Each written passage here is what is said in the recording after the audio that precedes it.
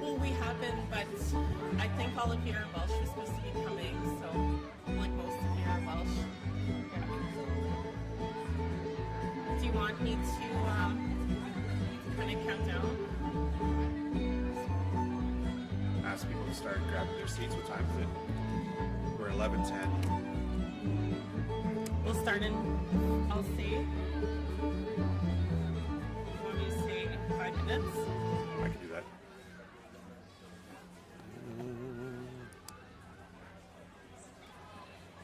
Good morning, everyone. If I could get people to come on down, we'll probably start in about 5 minutes.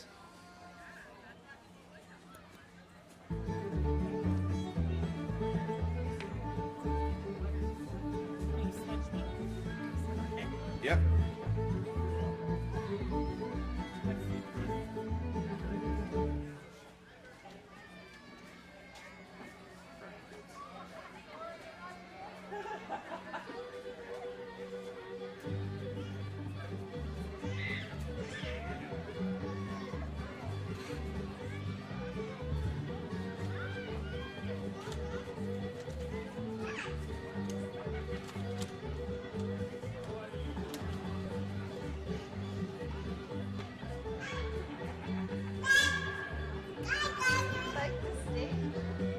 She loves it. I'll put the key little like right away too. Once he brings it.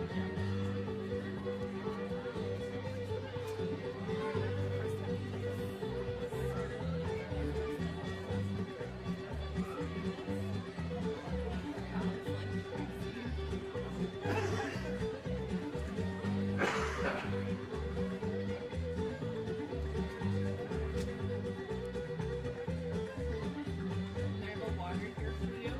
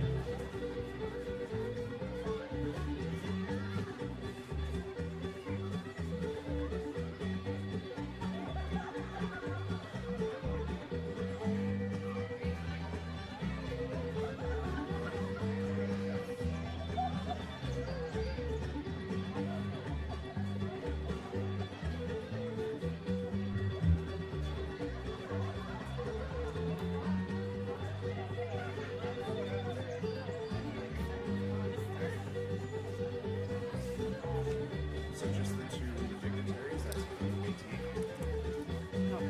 No. so Mayor, Chantel, Wyatt, Lee Tong, Yeah. and then who else? Because the Portage College jersey one goes last. Yeah. And then that's asking Kelly and President Rodbent to come up. Yep. Yeah. If that's what they told you, that's Yeah, perfect. that's what Robert had told me. So we'll go right into intro elder. Okay. And I'll And then offer you said Corey Latham Barassa. Yeah. Okay. Okay. Okay.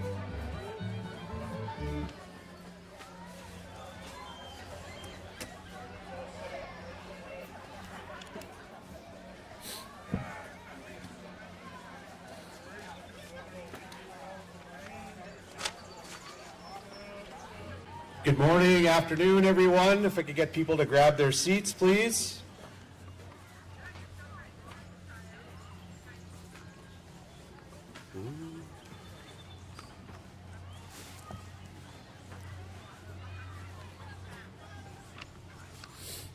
Tanse friends, and thank you all for sharing, celebrating, and honoring National Indigenous Peoples Day.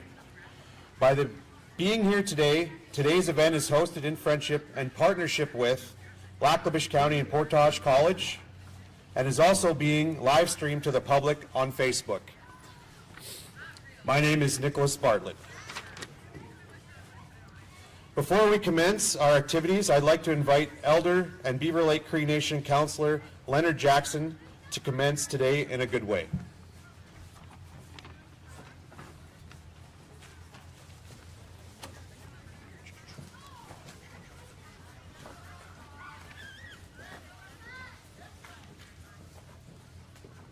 Good morning, Counselor. Nice to see you. Yes.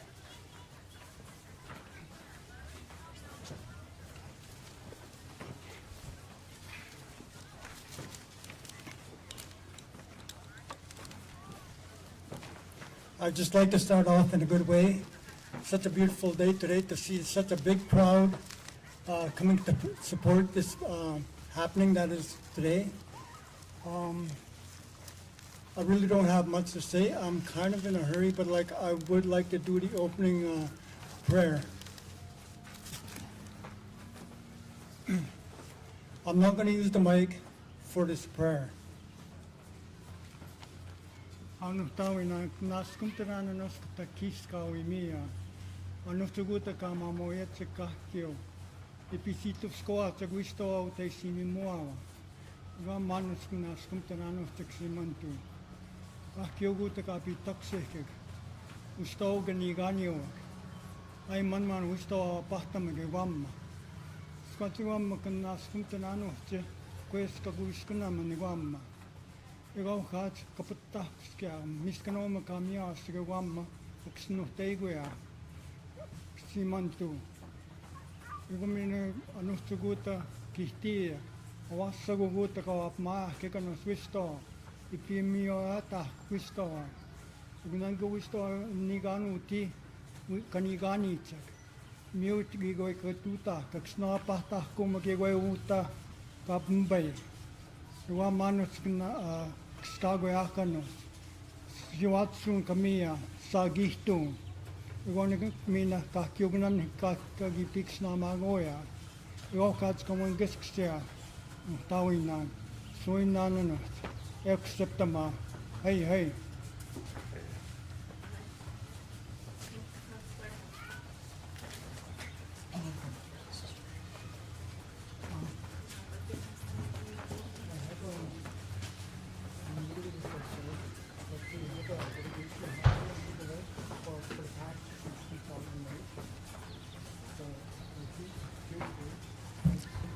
Thank you, Elder Jackson, for the prayer.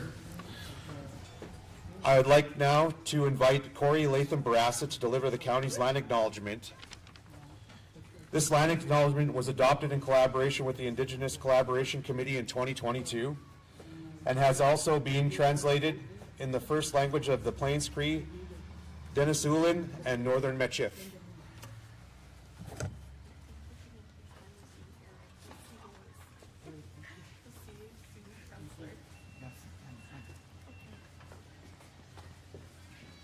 We respectfully acknowledge the traditional and ancestral lands of the First Nation people of Treaty 6, Treaty 8, and Treaty 10, territories and the homeland of the Métis people. Lac-La-Biche County continues to be home to Indigenous people since time immemorial, and we recognize the vital contributions of Indigenous culture, history, and perspectives in our shared past, present, and future.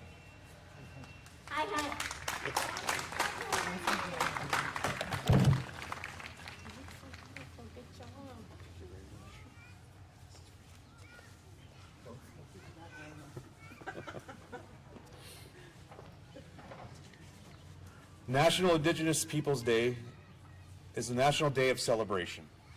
It's to celebrate the rich, authentic, and vibrant culture of the First Nations, Métis, and Inuit peoples of Turtle Island, which is exactly what we have planned for you today. We are proud to host the Kihiwan Dance Theater, the Kikino Northern Lights, and the talented Kyle Desjardins and Dallin Lewis, along our very first moose calling contest, and laughing contest. In our culture, we love to laugh and joke. So today, it's only appropriate to share some laughter with each other. Before we commence the performances, I'd like to invite dignitaries to share remarks. First off, I would like to invite Paul Rutoff, Mayor of Lac-La-Biche County, to the stage.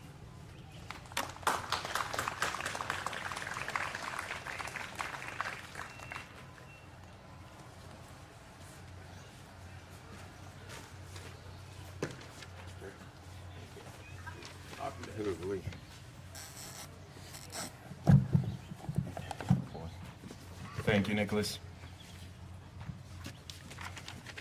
Dan, say hello, everyone. I'd like to first thank Beaver Lake Cree Nation Elder and Councillor Leonard Jackson for his prayer and for starting today's celebration in a good way. On behalf of the Lac-La-Biche County and Council, I'm honored to celebrate the National Indigenous Peoples Day with each of you. It's a beautiful sight to see the community come together today to share and celebrate the vibrancy and resiliency of the Indigenous peoples throughout Turtle Island. But especially here in Lac-La-Biche, as the county is uniquely positioned and covers 3 territories, neighbors 2 Alberta Métis settlements, and encompasses the Lac-La-Biche Métis District 19. Today is about honoring, learning, and celebrating the authentic, traditional, and rich cultures and contributions of the First Nations and the Métis people. And today will be filled with laughter, powwow dance, traditional Métis dance, and the sounds of drum and fiddle music. Lac-La-Biche County remains committed to learning about Indigenous peoples' histories and experiences, which allows us all to connect, learn, and strengthen respectful relationships in our shared journey and responsibility of recognition, or reconciliation, sorry. I'd like to thank Portage College for your continued partnerships and leadership in the Indigenous ways of knowing through ceremony and education. I'd also like to thank local schools for joining us here today and for all of those who have made this celebration special throughout the years. Hey, hey, thank you and enjoy the day.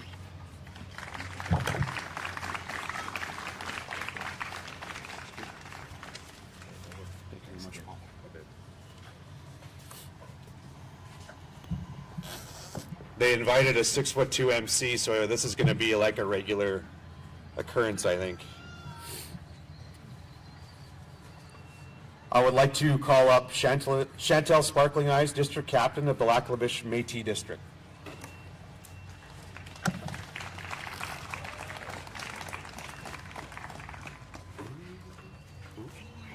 Good morning. I'm doing good. I like the color of your sash. Thank you. Good morning, everyone. I'm small, so I'm going to do this so you can see me. I'm very thankful to be here today. Thank you to Lac-La-Biche County and Portage College for continuously hosting this event every year and partnering with Indigenous communities and leadership to uplift our culture. The schools are here today, and I think that's the part that I would like to focus on. It's the most important thing. When we reconcile our relationship with Indigenous people and the government of Canada or Alberta and our municipality, who has been a leader in reconciliation, I think it's important that we focus on all the beauty and the wisdom and the laughter and the uniqueness of Indigenous people. And it's easy when we think of reconciliation to be stuck in the negative or the hurt, but there's so much more to that, and we're a lot more complex, and opportunities like this and events like this give us that platform to showcase and to educate through music and art and dance and the laughing contest. I'm so excited for that. So I just want to say welcome. This is a beautiful day. The weather, I think, is perfect, so I'm not going to be too sweaty. I apologize if you shake my hand later and I'm sweaty. But thank you so much, Lac-La-Biche County and Portage College, and to all the schools who are participating.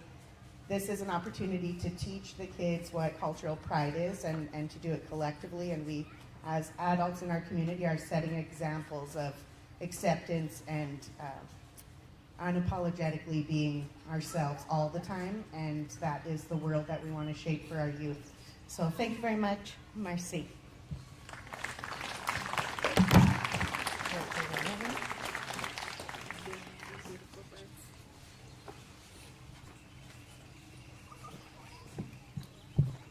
I would like to call up Wyatt White, Métis District Councillor.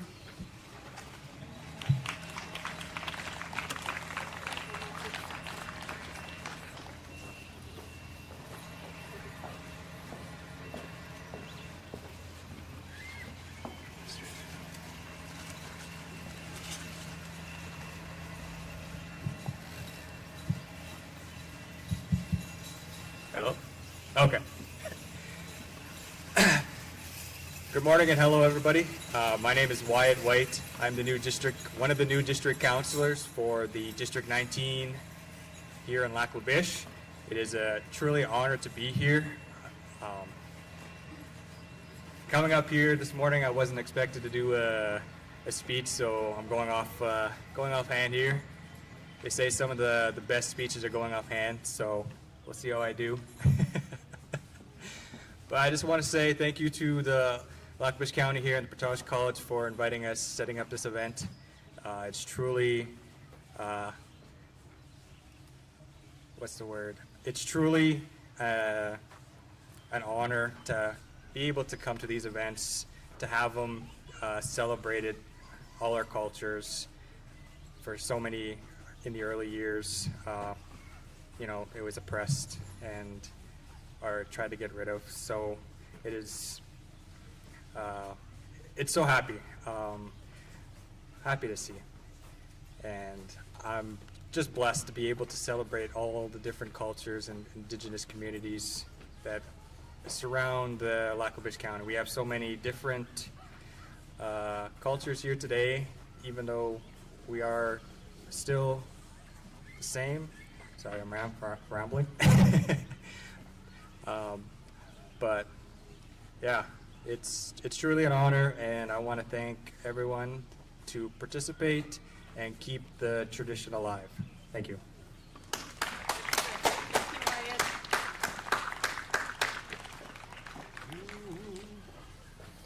Thank you very much. I would like to call up Lee Tom, Kikino Métis Settlement.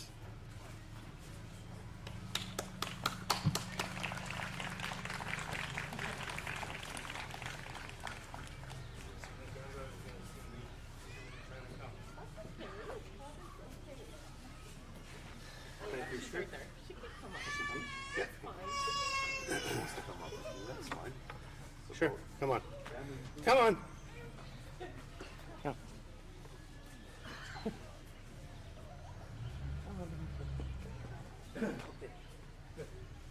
Okay.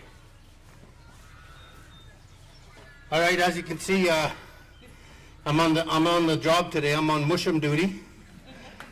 My name is Lee Tom, and I'm here on behalf of the Kikino Métis Settlement and our membership.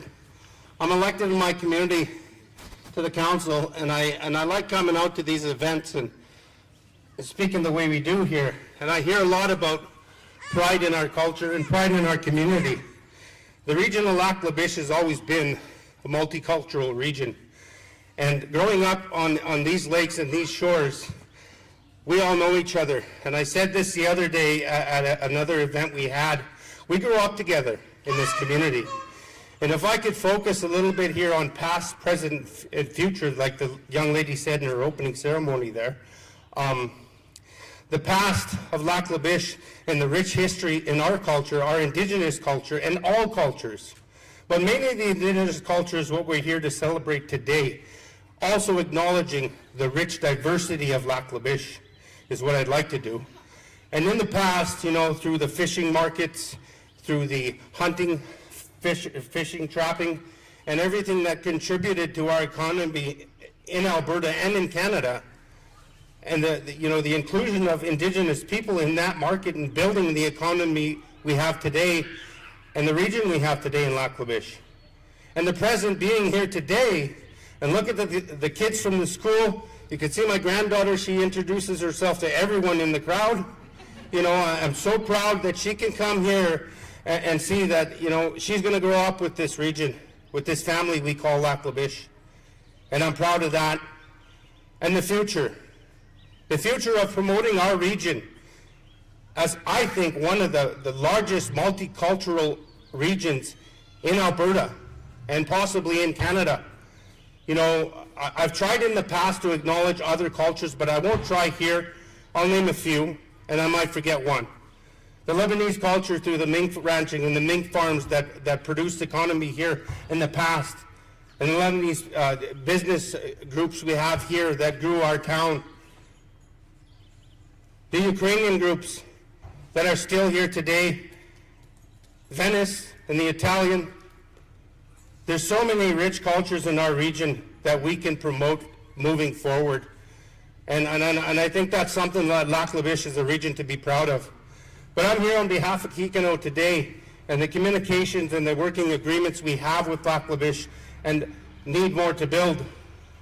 So I'm excited to see the colors, the culture, and everything we see here today. And I'm proud as a Métis man and a Métis leader to see my granddaughter walking around here shaking everyone's hands, and she's giving hugs too. So, you know, it makes me proud to know that she's going to grow up in Lac La Biche, and she's going to grow up in possibly Kikino.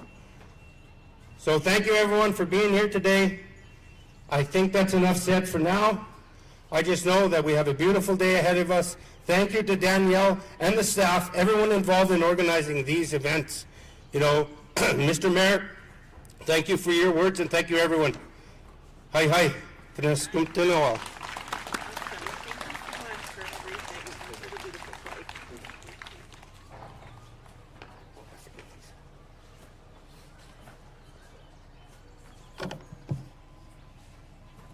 just about ended up with 2 sets of sunglasses so far, but we're too honest up here.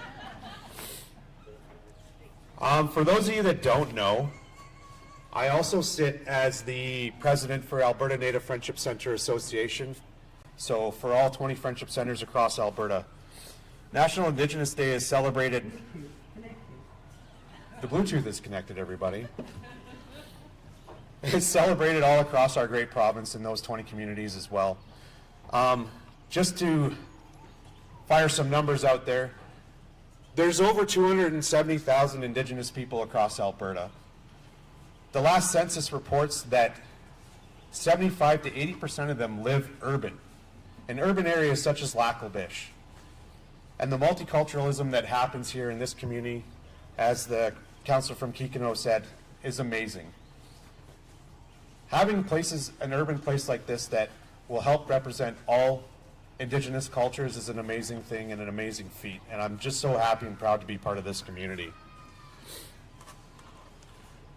I also sit as the chair for the Focus Indigenous Internal Committee that is part of the Calls to Action number 57 for Lac La Biche County itself. And what we do is we try to educate internally our employees to Indigenous cultures, lifestyles, and way of being.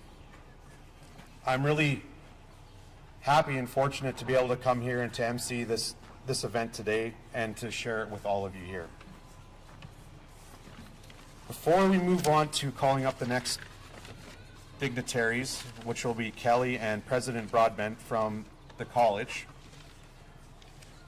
there's going to be a little bit of a reveal, and I was told that if you see something mysterious wafting across with the wind, don't worry, it is not toxic. So just a forewarning for you guys all. So I will call those representatives from the college up now, please.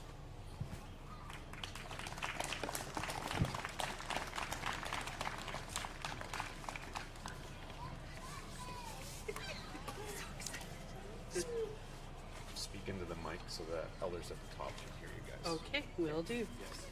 I've never been accused of being too quiet. Thank you, everybody. I want to just start by also acknowledging Elder Leonard Jackson. Thank you so much for your prayer and for always being a part of our events. You've blessed us with your presence and your blessing today. So thank you very much. And Corey, I want to congratulate you. That was an excellent, excellent land acknowledgement. I can't see her, but I know she's here. Oh, there she is. Thank you, sweetheart. That was beautiful. And thank you for doing that earlier this week.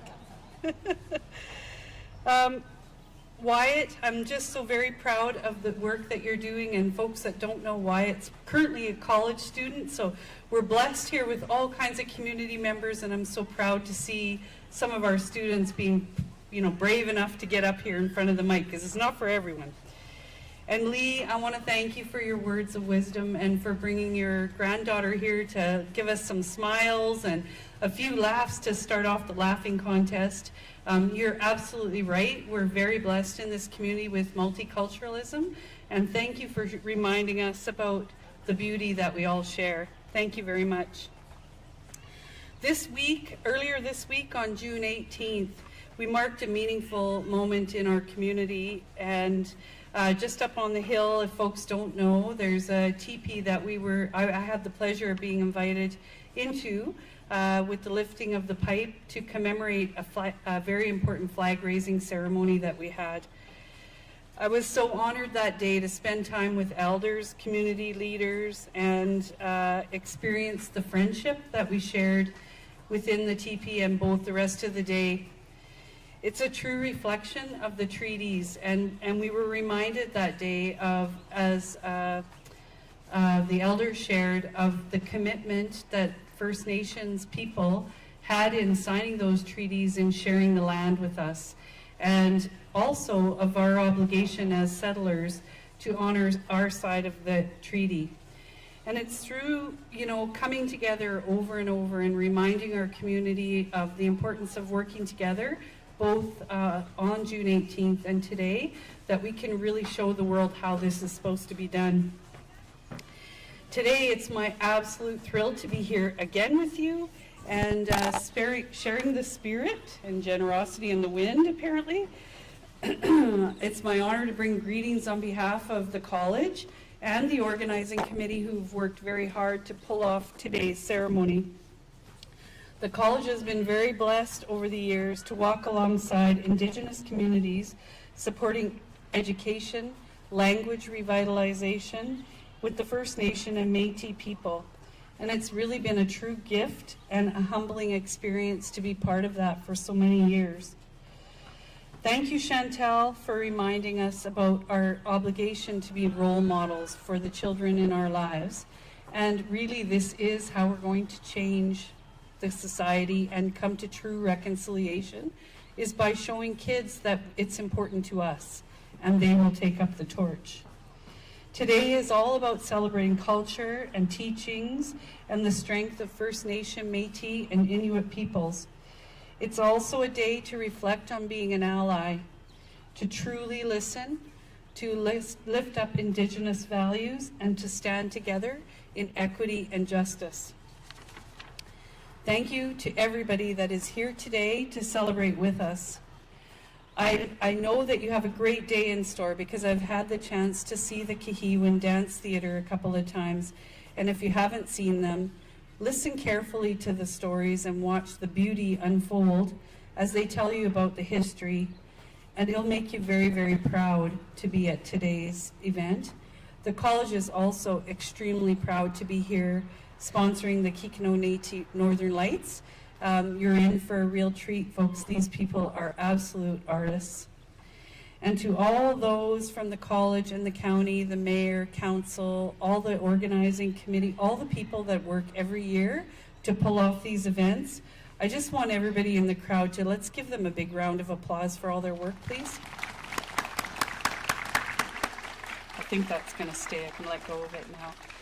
So, I'm going to close off, and then I have a very exciting thing to be part of, but I want to leave us all with a call to action. And that is, there's many, many people here who understand the importance of coming together today, who obviously value the partnership, the truth, the working together, and just the love that is shared when we come together. So what I want to do is challenge each and every one of you. If there's people in your lives that are not here today, or people in your workplaces, have a conversation with them and bring them into our circle of interconnection. It will bring beauty to their lives and also to the community around us. So please do that. I'm truly grateful to be here with all of you. Nanaskomen, hi, and thank you.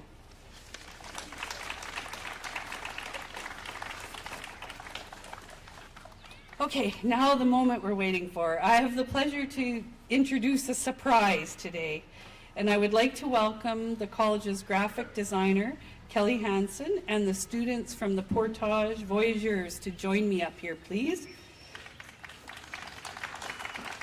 Kelly is an absolute artist from the area, and I'm sure she'll introduce herself. She's going to do most of the talking here. But I also wanted to introduce our sports athletes that are here with us today. So come on out here, guys.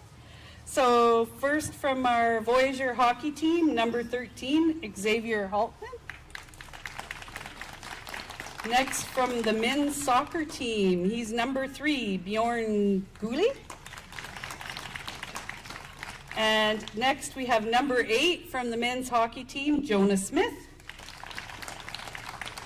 And last but not least, we have Ashley Tweedy. She's number 18 on the women's soccer team. Ready? Okay, go ahead. Thank you, Nancy. Thank you. Tansei, hi everyone. So nice to see you all here today. I'd like to start off with something a little different and hoping that everyone can do a little visualization with me. I want everyone to close your eyes. Now, okay, can you hear me now? I'm gonna move it up, here. Okay, did you hear any of that? Okay, I would like to start off with a little visualization exercise, if everybody can humor me. Please close your eyes. Now picture yourself on your favorite lake. The sun is setting and the water is nice and still. Okay, now imagine it is 1,000 years ago. What would you look like? What are you wearing? Why are you at the lake? I hope you picture yourself in a birch bark canoe. Now what do you hear? Does anybody have an answer? I hear a loon. I'd like to start off by saying that I was honored and very excited for the opportunity to do this Indigenous jersey project for Portage College. I'll just give you a little bit of a background on the design. I had 3 main ideas to include, the first being the history of this place, where we are today in the surrounding region. I wanted to celebrate the original people and their way of life. The Portage teams are called the Voyageurs, but I wanted to go back further and showcase the original birch bark canoe. Secondly, I wanted to highlight the history of the college itself, which was founded by the Indigenous communities back in 1970. And the original name of the college in Cree was Petipun, or New Dawn. You'll see the front has a sun. This theme is carried through on the back of the jersey, where the Cree name is displayed in syllabics, along with the night sky. Our region is renowned for its spectacular northern lights and star-filled skies, a vital part of life in the north.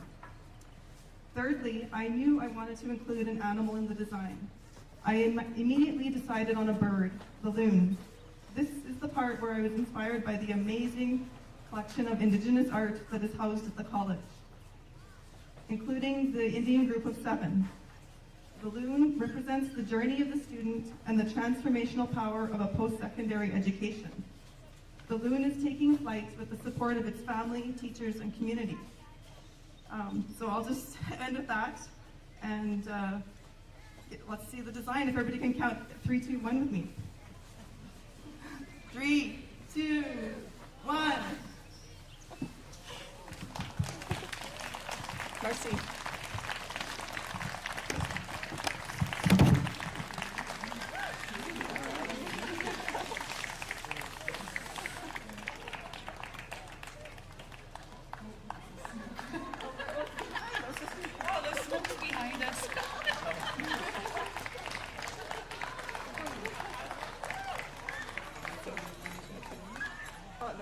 That's it. Okay. Thank you.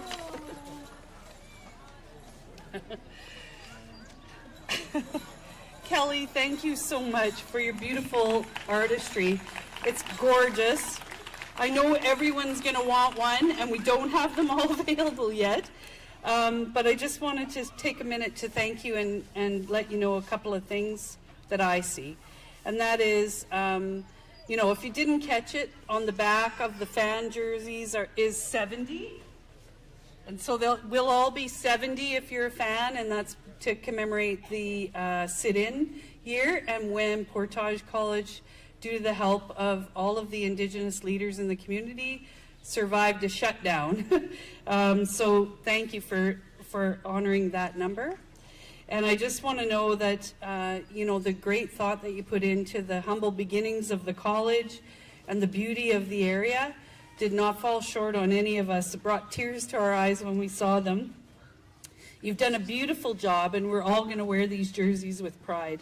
We're very, very, very proud to see the team spirit and to recognize that we're all voyageurs in this journey that we call life. So go Voyageurs!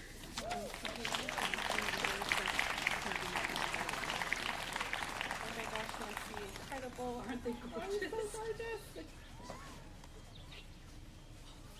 Thank you for everything. You beautiful birds.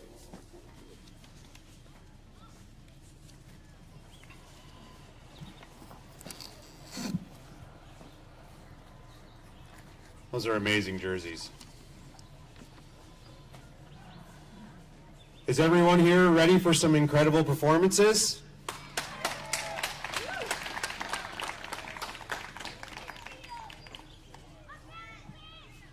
First, I would like to invite to the stage the Kihewin Dance Theater. Founded in 1991 by Melvin and Rosa John, Kihewin Native Dance Theater, the John family has traveled all over the world delivering authentic and interactive workshops and performances.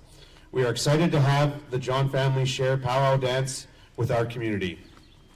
As someone who has witnessed this performance, it is absolutely amazing.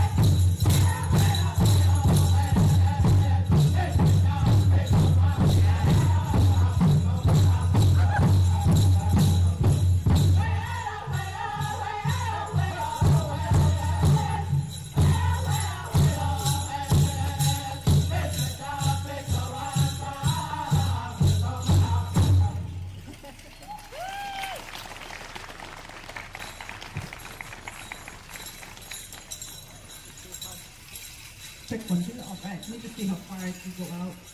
Danse everyone. Mitsuga asum kayas kisigisquel. Halfway meal kisigaon the mito. Halfway meal kisigaon the gamukti. You were just learning and sharing with Victor Duncan with the men's grass dance. The men's grass dance is one of our oldest styles of dancing. Long ago, in the time where we were inspired to go back to when we had our teepees as our homes, we would have grass as high as sometimes 5 and 6 feet tall. Well, in order for us to set up our homes, to set up the teepees, we would need to have all of the grass pushed down. So we would invite all of the young men to come out and they would do a dance called the men's grass dance, and they would push down all of the grass because of course we didn't have any lawnmowers and we wanted to make sure that we left the place just how we came across it. So the grass would get pushed down while we would set up our camp at that time. In Alberta, Saskatchewan, even into Montana, North and South Dakota, this grass dance style is seen all over the prairie. We still honor our men's grass dancers by having them be the very first dancers coming out at powwows or at our ceremonies.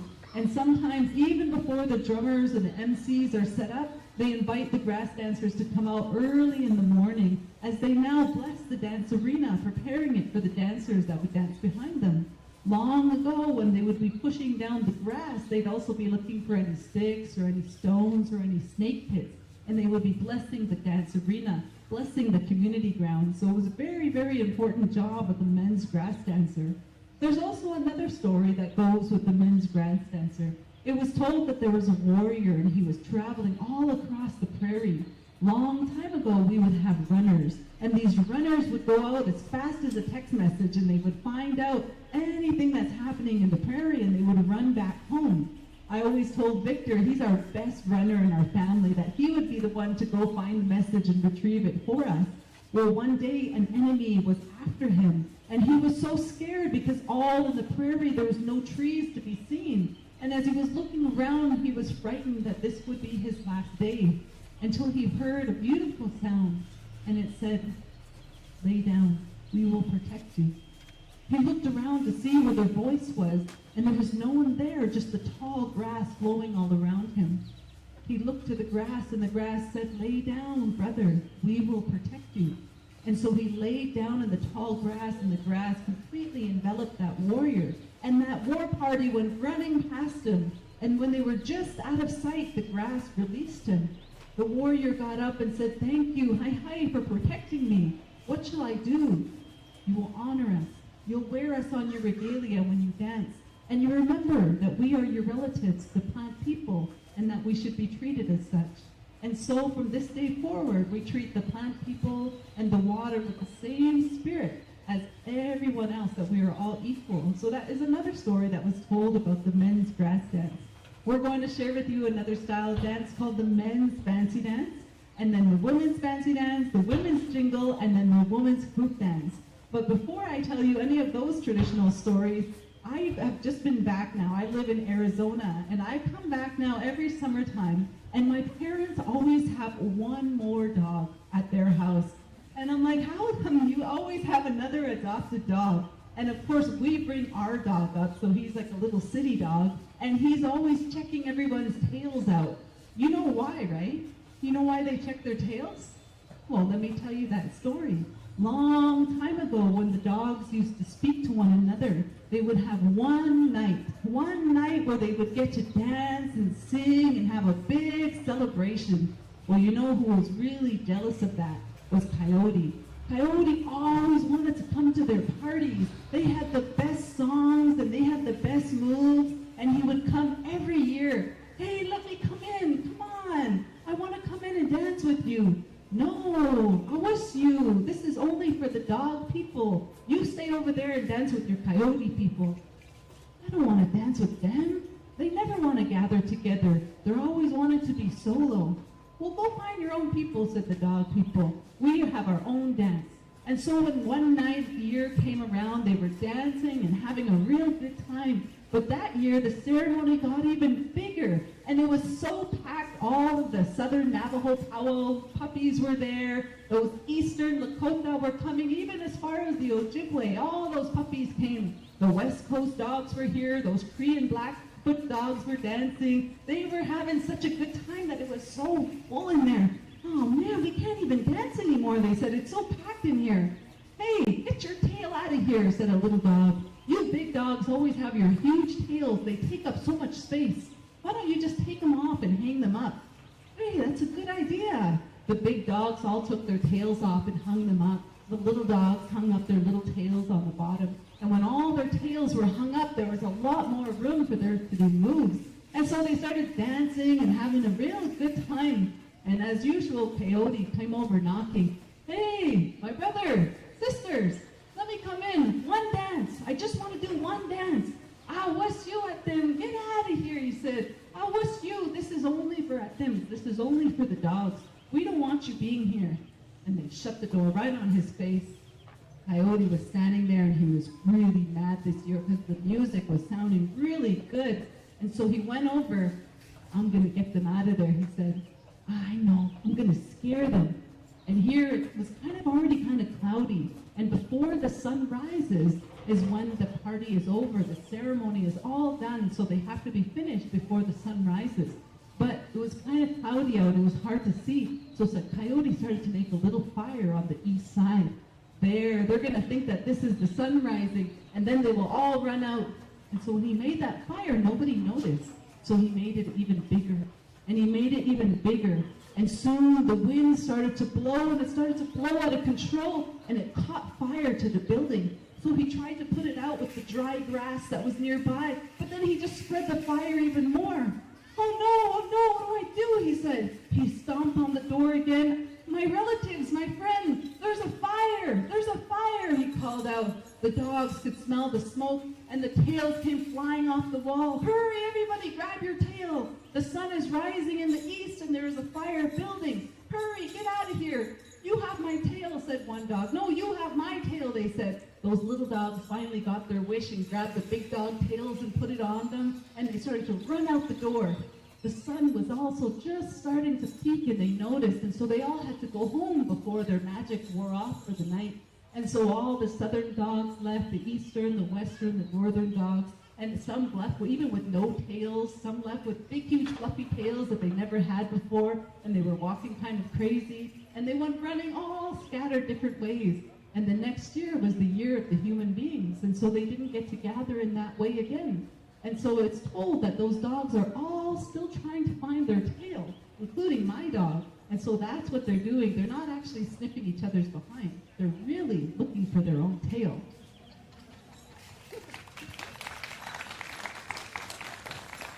All right. That's what I always see when I see my res dogs greeting each other, and I'm like, did you find your tail yet? That one looks like yours. We're going to have Victor come out. He's going to share with you the men's fancy dance. The men's fancy dance is one of our newer styles of dancing. It's just under 200 years old, where the men's grass dance goes back thousands of years. The men's fancy dance came about through the Wild West Buffalo Bill Cody shows. It was told at a time there was passes and permits in order to leave our communities, to leave our reservations, to leave our reserves. Now, this pass system was only lifted in 1951. And so it was not long that we were able to come and go freely, to visit, to have ceremony, and to share what we're doing here today. So it was really, really special when people were allowed to leave for extended periods of time. And being a part of the Wild West shows gave them that opportunity to be able to be proud, to be native, and to travel all over the world. But they wanted a fast and fancy war dance, and we actually don't have a war dance, especially when it was intertribal, meaning many different nations came together at these Wild West tours. And so the men created a dance. Instead of one bustle on their back, they put two bustles on their back. They started to use brighter material, and as they all danced together, they became dancing against the drummers. And so the drummers would drum as fast as they could. They would even have trick songs inside of their songs to try and pull off or try to trick the dancers. And so was born the men's fancy dance. This is Victor Duncan sharing with you the men's fancy war dance. You want to do at the bottom?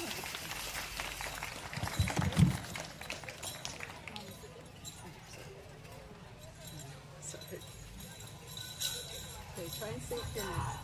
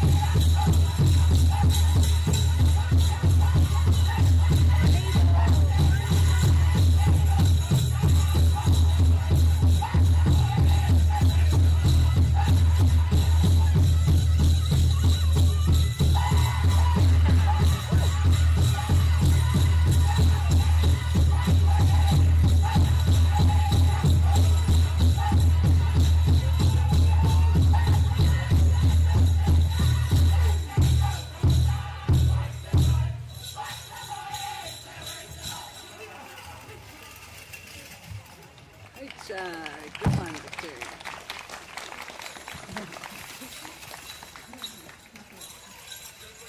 After the men's fancy dance came back to the people here on Turtle Island, the women too wanted to dance in fast and fancy style of dancing.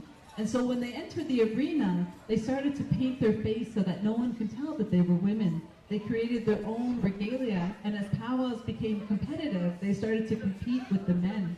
Well, they found out that there was a woman dancing out there, not only dancing and competing, but winning. They would say, who is that mystery dancer that keeps coming in here and going and taking the title? Well, they said that the women were not allowed to dance this dance, that they could have their own dance. And so the women had the woman's traditional outfit on, and they took the shawls that were on their arm and they put it across their back. As newer and brighter materials became available, they started to use purple and red and yellow and pink. And when they danced in the arena, the elders said that they looked like butterflies. Butterflies that were dancing from flower to flower. So this dance became known as the woman's butterfly dance or the woman's fancy shawl. This is Manaya Duncan sharing with you the woman's fancy shawl dance. Young spirit, victory, like it.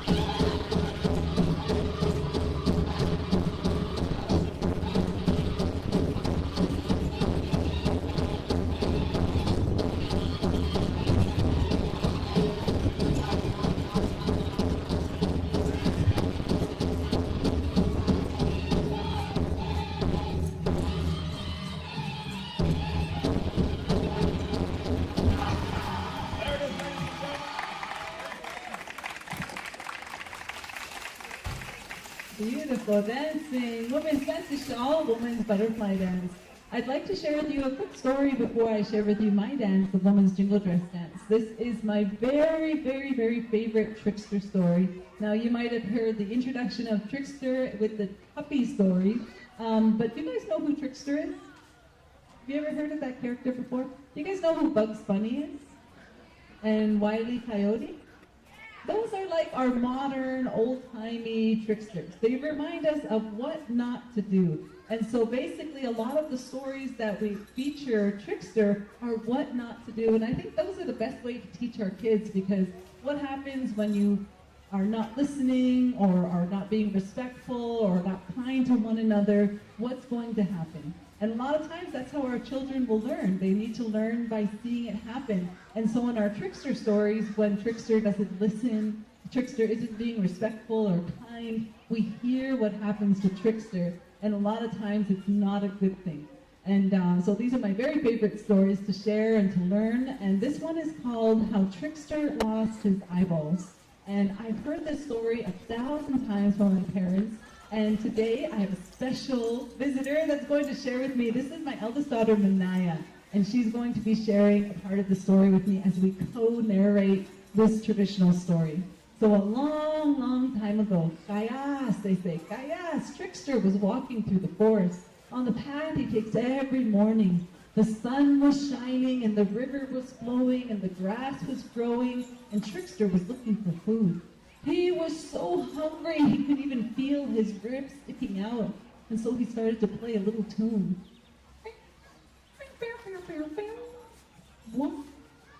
He was so hungry that he wanted to Uber Eats, but he didn't have that invented yet. And so he was looking around for someone to feed him. When he looked, he heard a sound, and he moved the branches, and there on top of a hill was a giant singing this song.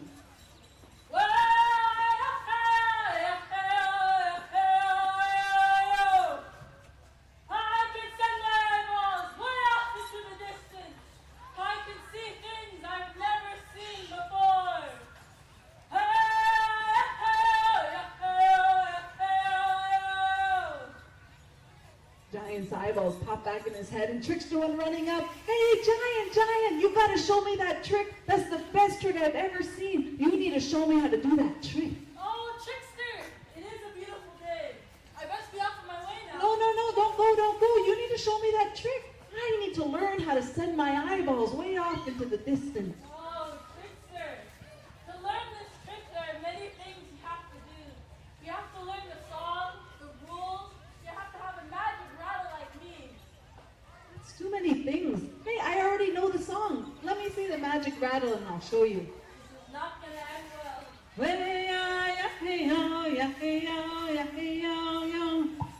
Trickster's eyeballs popped out of his head, spun around, and took off. He started talking about all the many things he could see, the people of many different colors, the birds and animals he'd never seen before. And then Trickster sang that song again.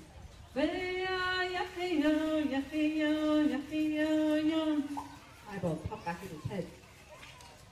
Oh, Trickster, if you want to keep doing this trick, there's one thing you have to know. You can only do this trick 4 times in one day, from sunup to sundown. If you do this trick more than 4 times, you'll lose your eyeballs forever! All right, I got it. 4 times, 1 day. No, 5 times. No, 4.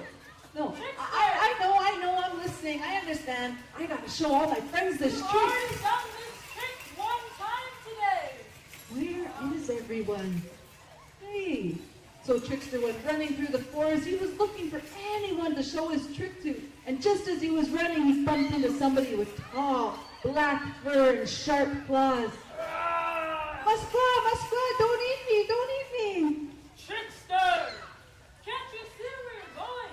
You ran right into the river. You scared away all the fish. How am I gonna feed my family? Oh, you're hungry for fish. That's good for me. Oh, and your little cubs are just hungry over there.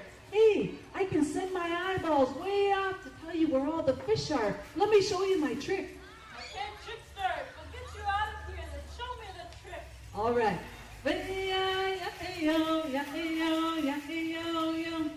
His eyeballs popped out of his head, spun around, took off. He started telling Bear about all the different fish that were out there. From river to ocean, from river to lake to ocean, all the way out. He talked about the rainbow trout and the regular trout and the rainbow fish. These eyeballs went so far out, he said he could even see Free Willy. He could see Free Willy 1, 2, and 3. And then he sang his eyeballs back.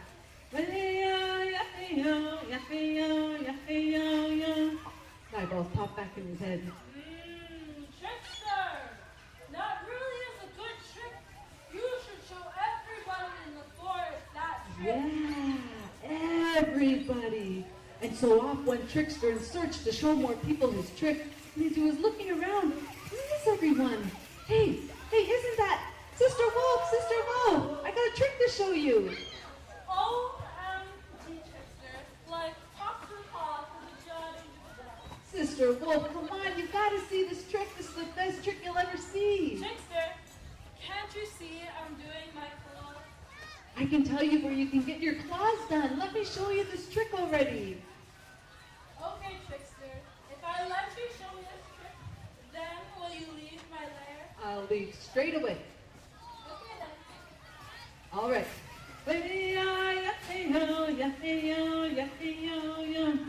His eyeballs popped out of his head, spun around. He started telling Sister Wolf about all the different food out there she could eat, like the squirrels and the mice and the weasel. His eyeballs went way up north. He talked about the stoic white wolf of the north. His eyeballs went way over to Edmonton and told her all about the nail salons where she could get her claws done. And then he sang that song again.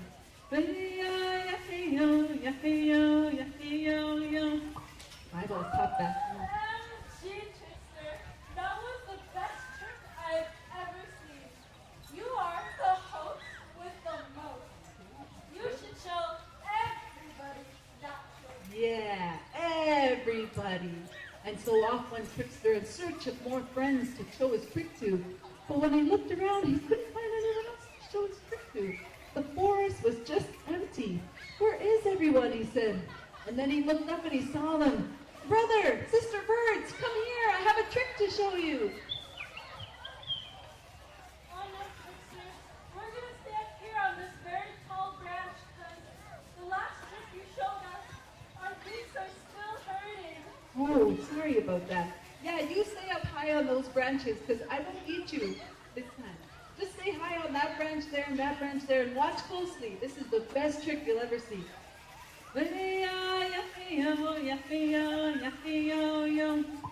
Eyeball popped out of his head, spun around, took off. He started telling those birds about all the different trees that were out there. The cedar tree, the pine tree, the spruce tree, and poplar tree. Trees that you could build two nests instead of one. And then he sang that song again.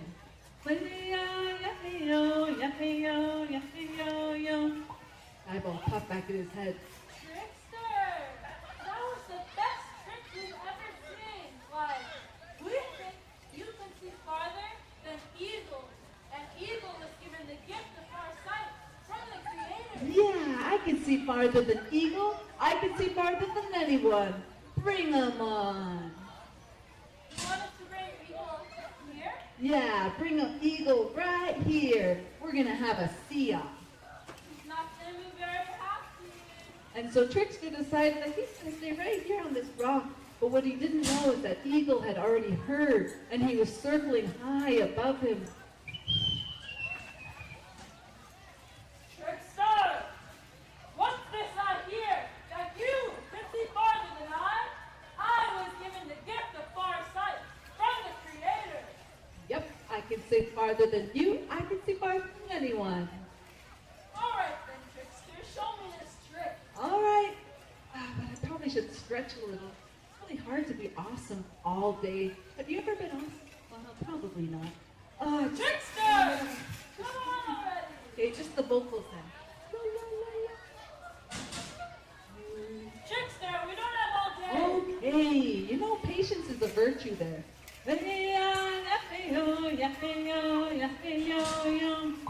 The eyeballs popped out of his head, spun around, took off. He told Eagle about all the many things he could see, the people of many different colors, the birds and animals he'd never seen before. He told Eagle about all the different worlds that were out there. His eyeballs went dancing around a great star. His eyeballs went so deep into the ocean this time, he said he could even see the Little Mermaid.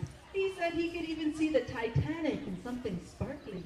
His eyeballs went flying so far west that he saw horses running with black and white stripes on them.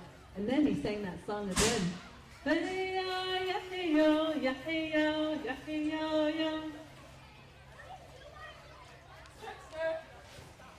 where are your eyeballs? Oh, they're around here somewhere. They always come back. Oh, just wait. I'll just sing it one more time. Hey, do you guys know the song now? You think you can help me sing my eyeballs back? We have to be really, really loud. I think they're like on a whole other continent. Okay, ready? 3, 2, 1. Think we can do a little better than that. Okay, 3, 2, 1. Trickster, that's Shrek. What are you doing? Wrong song. You guys ready? We'll do it again. For real this time. 3, 2, 1.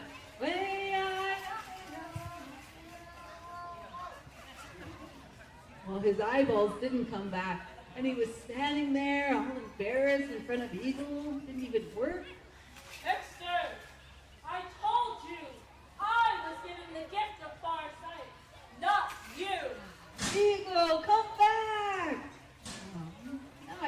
find my eyeballs. He started to feel around and there was a little tiny pebble, so he stuck it in his eye. But everything was so small and far away that he had to even it out. So he grabbed a great big boulder for the other eye.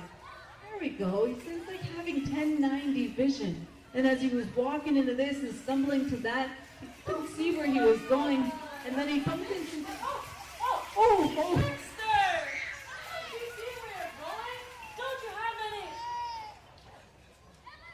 Trickster! Where are your eyeballs? Well, they're here somewhere. See, I did the trick, Trickster!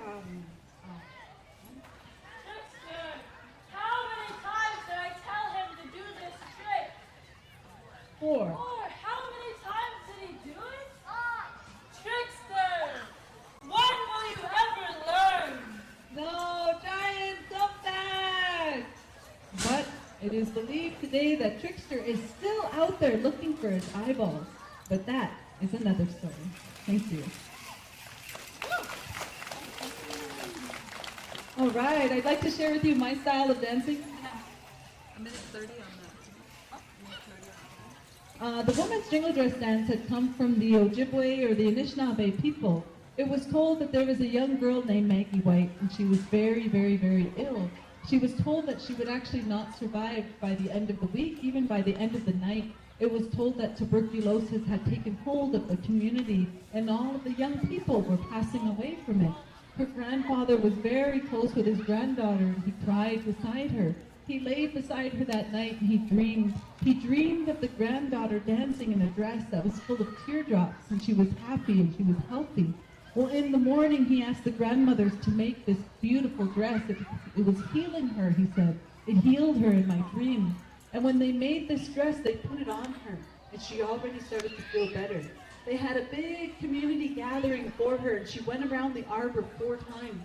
And the first time she went around, she was carried. And the second time she went around, she had walked with assistance.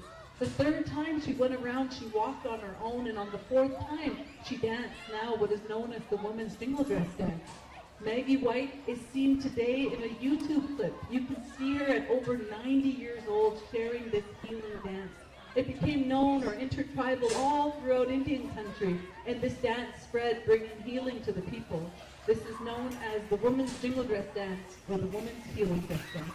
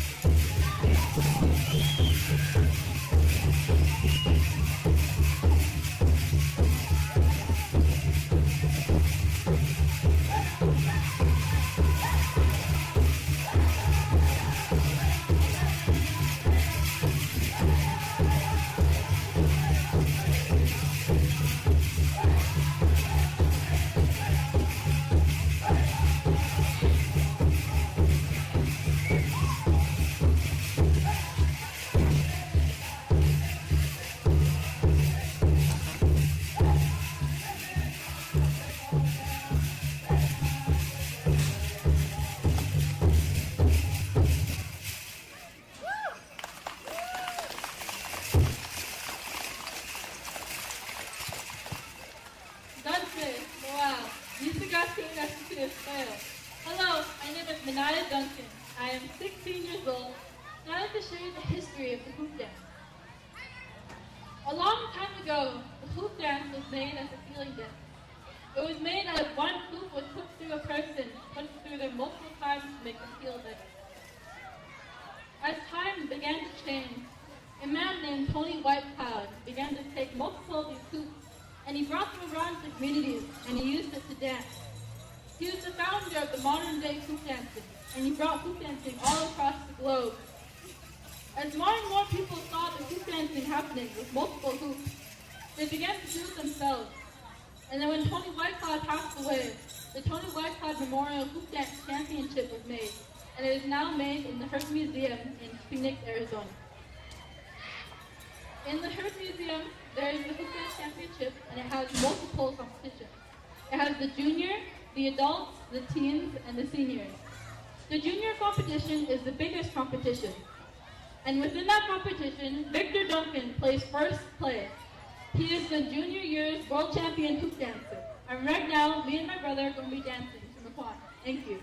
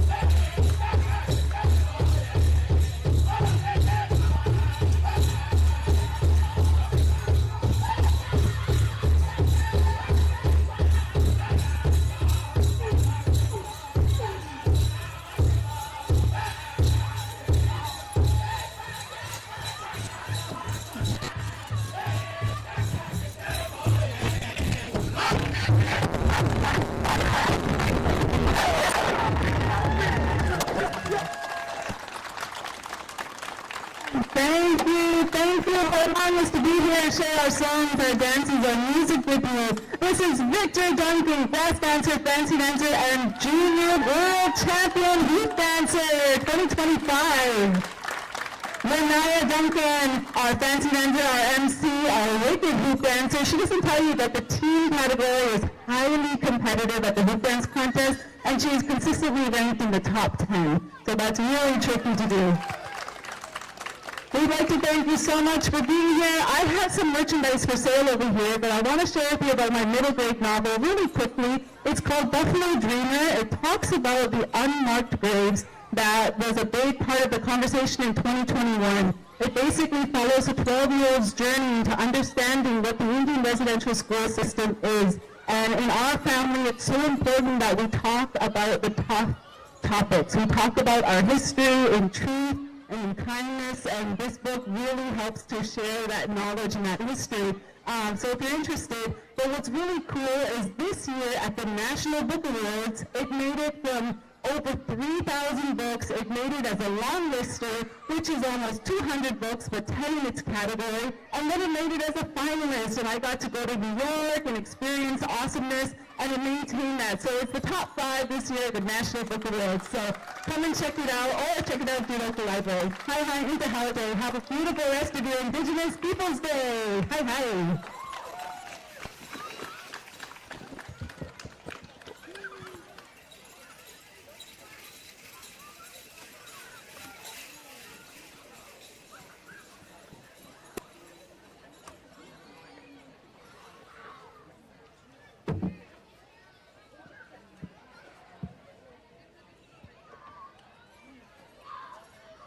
What an amazing historical journey through dance.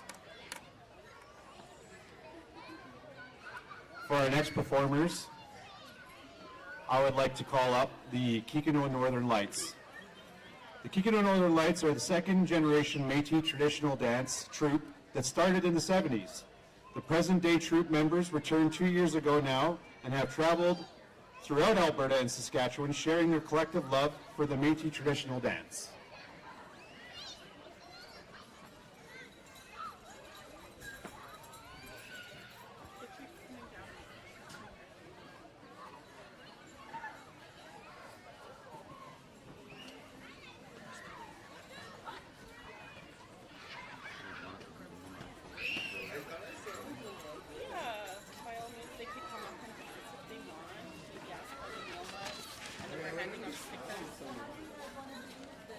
And during that last performance, as you guys may have noticed, that there was people going around handing out food from Pasture and Market. How many people out there had a hot dog? Hello? Not working. Yeah, you can hear it. Can you? No. No. Test.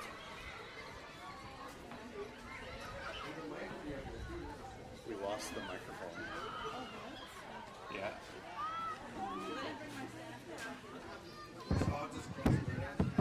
Hello, hello. Okay.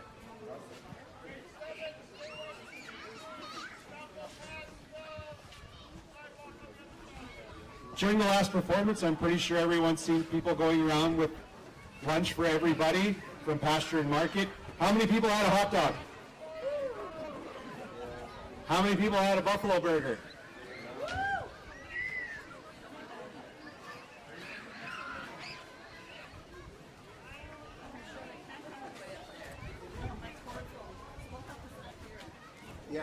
There are a lot of open seats up here at the front, so if people want to have a better view, I encourage you to come on down there. I see a lot of open picnic tables.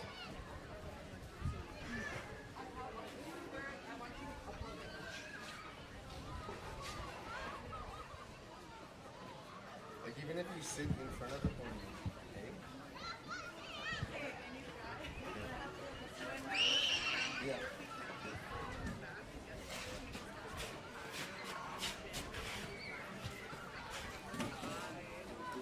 Kind of like there. Pass on the Brian's chair.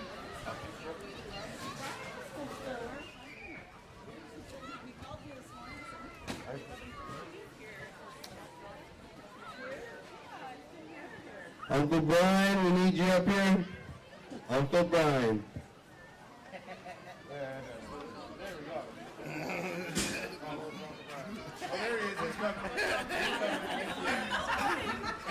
There's 4 Uncle Brians. I only need 1 Uncle Brian, just 1 Uncle Brian. Oh, there he is, right there. Perfect, thank you. I saw 4 different Uncle Brians come running up here, so. We're the Kikano, otherwise we're just getting ready to do our sound check and get the program started here, so. 2 minutes and we'll get the music going here.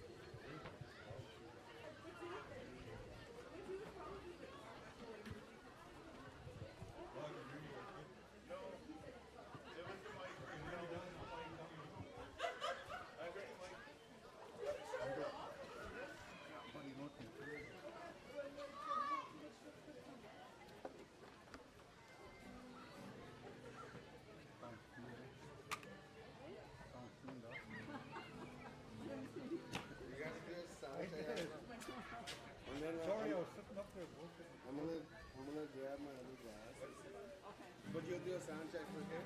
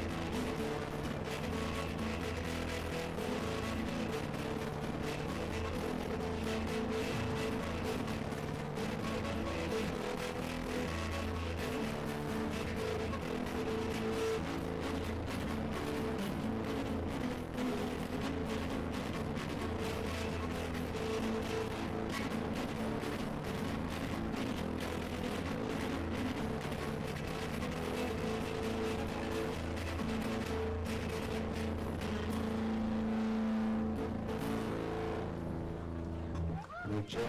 We're going to slow things right down. The first dance we're going to do is a first change. It's a slow that the dancers rolled up. They've been doing busy. They've been busy all week. They've been doing 5 different shows. We got 2 more shows after this. So let's give the Keeping the Northern Lights a round of applause for keeping this Métis dance alive.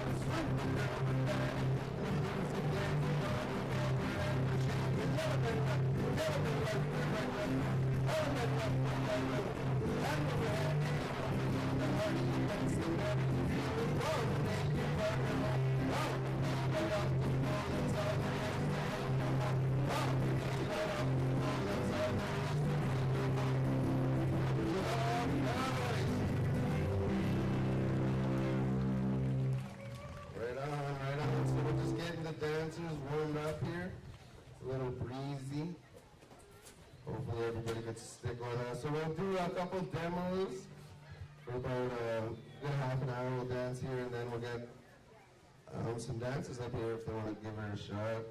Don't be shy. We're more than welcome to teach you if you know how to dance already, which I know some of you do. We also do volunteers and voluntold. So the next dance we'll do is the broom dance with the fellas, and this dance is an old trapper's dance.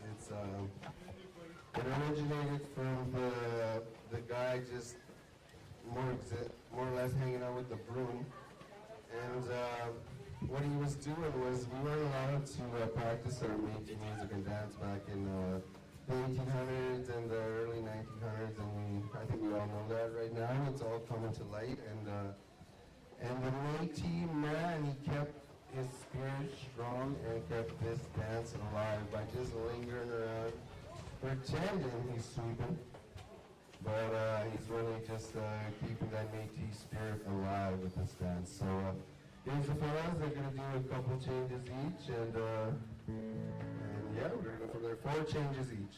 4 changes of the broom dance.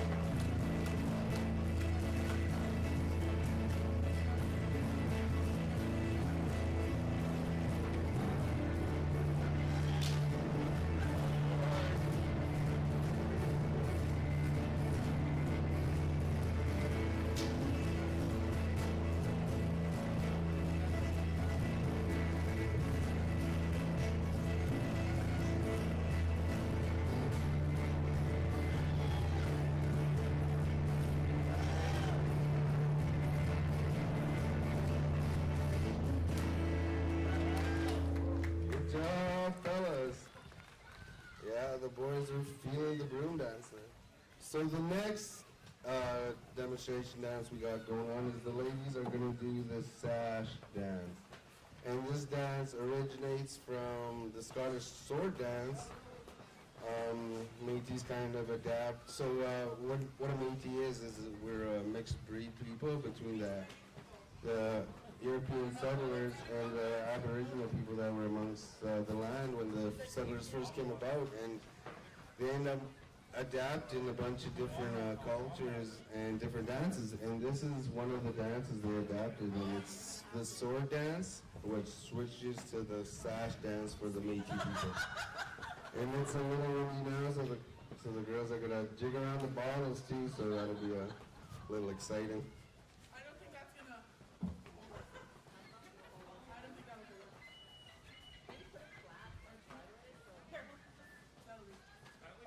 Oh, we're doing the sword dance too. Okay, look at that. We got some scissors in the mix. So we kind of kept the Scottish aspect in the dance today. So.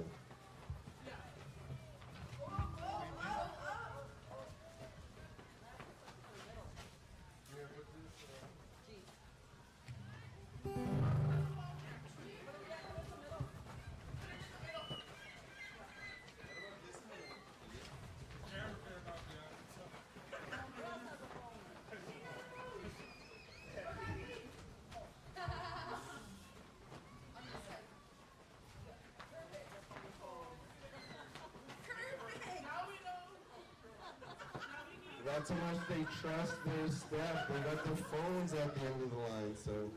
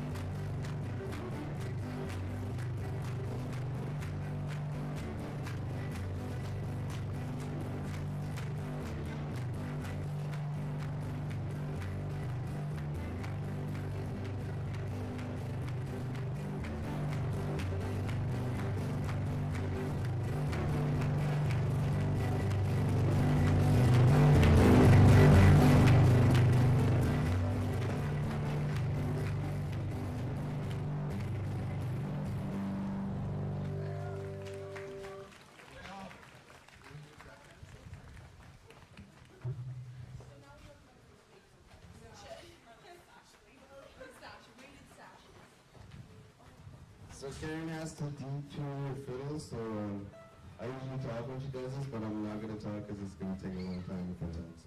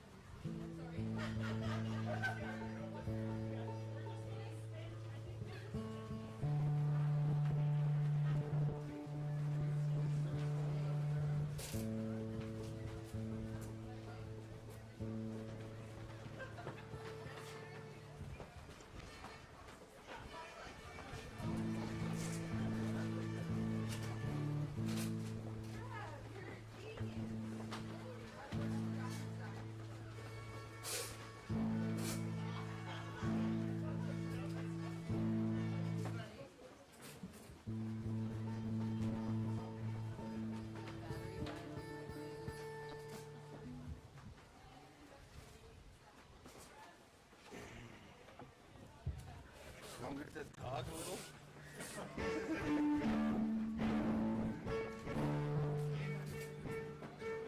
So what Karen did there, she tuned out her fiddle to fill the tune up, the duck dance, make it sound a little more like a duck. And this dance is an old Métis dance.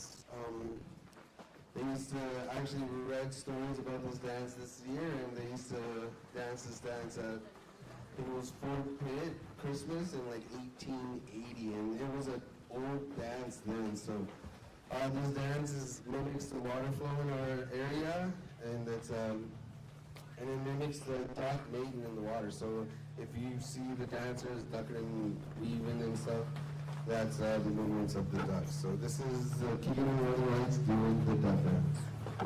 And I'll shut this one off.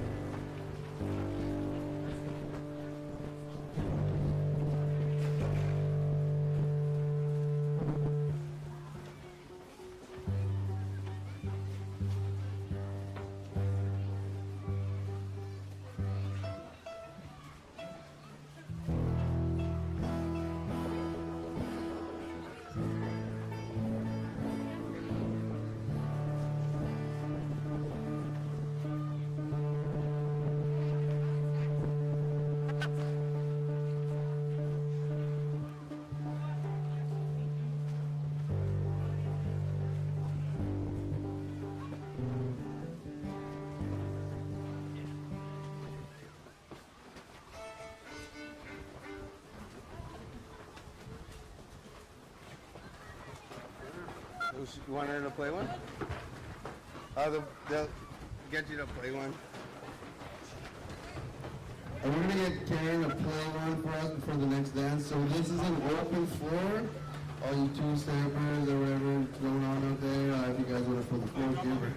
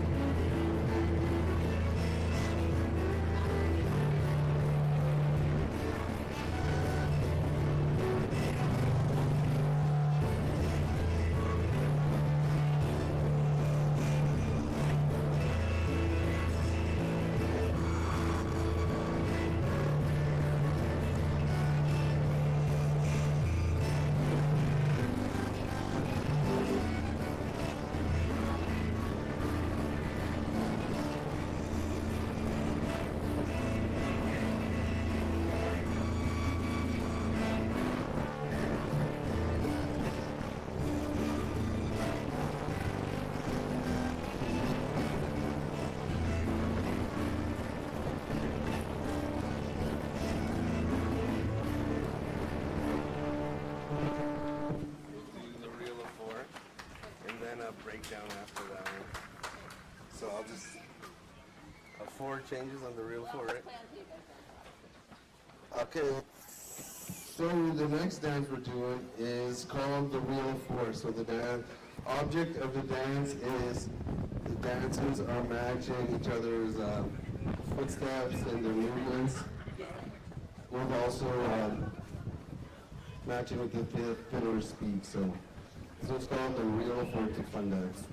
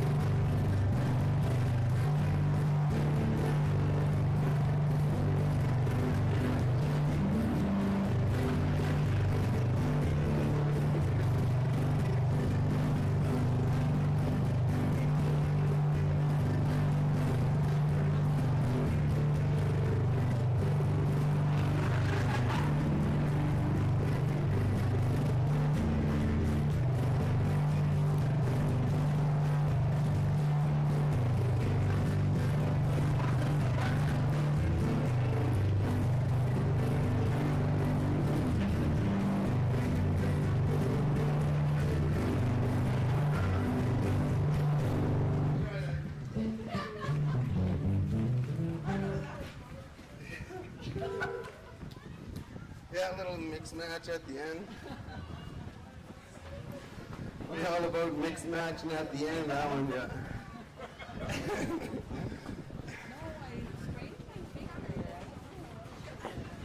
Okay, the dancers are going to catch their breath for about 10 seconds. And then we're going to do a fast breakdown for you. Just the straight fast? Huh? Just the straight fast? Yeah. Because then I'll do the other one that does the stuff.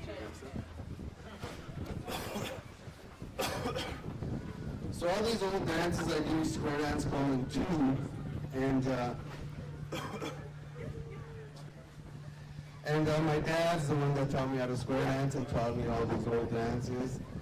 And then my dad learned from 4 elders in our community. They were Doris Belrose, Delphine Erasmus, Phil Cooley, and Grandma Georgina Thompson. And that's who taught my dad all these dances. They taught us. This is all oral dances. They taught us orally. There was no books, no scripts for this. It's all just hidden knowledge within our people. So this is a good dance. It's a good old square dance. I'm going to do some more calling. And it's 2 ladies dancing down. Yeah, wherever you guys feel comfortable.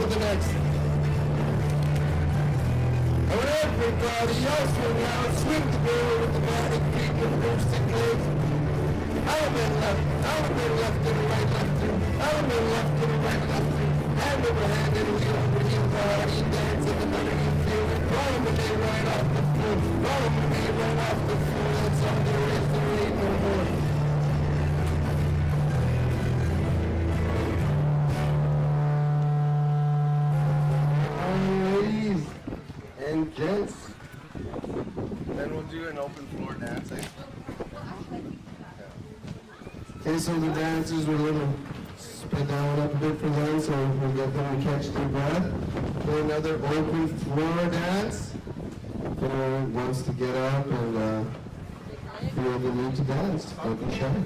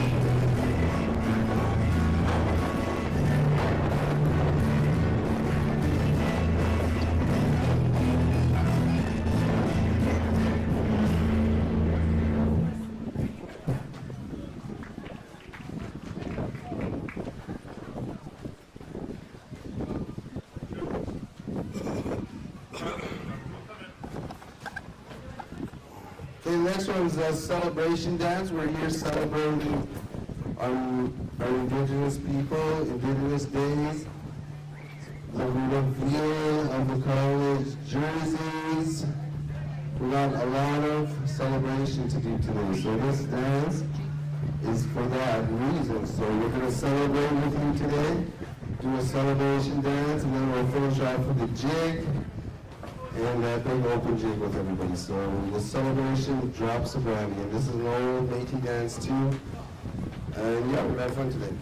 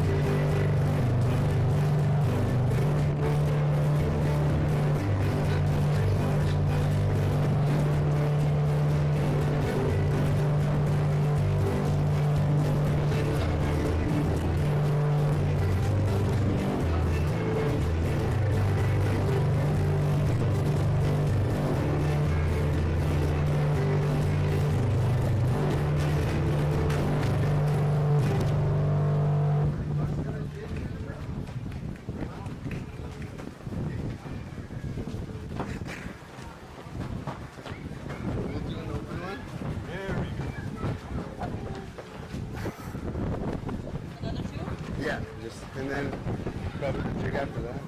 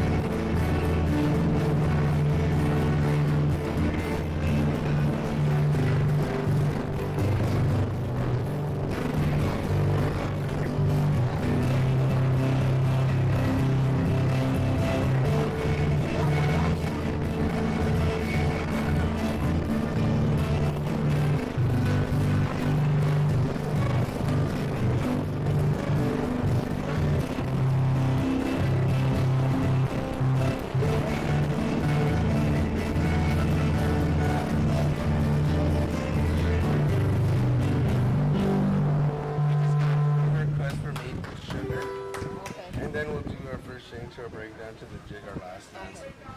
Okay, so we're gonna do one more song here. We got a request for Maple Sugar from my friend over here, so we're gonna play Maple Sugar for you, and then we're gonna end our session with our last dance. So thanks, we appreciate the invite, and look forward to, well, entertaining you guys throughout the summer. We'll be here throughout the summer.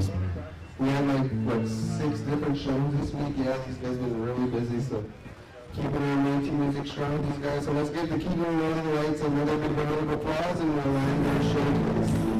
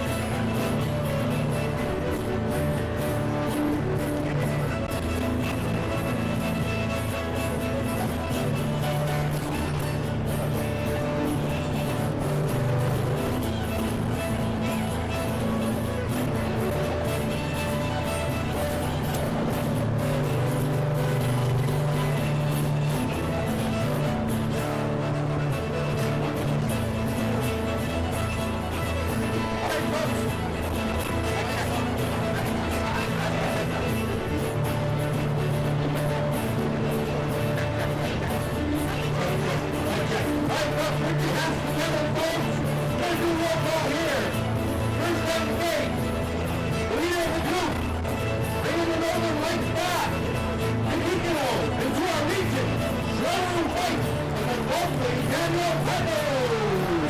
Give it up, let's give it up.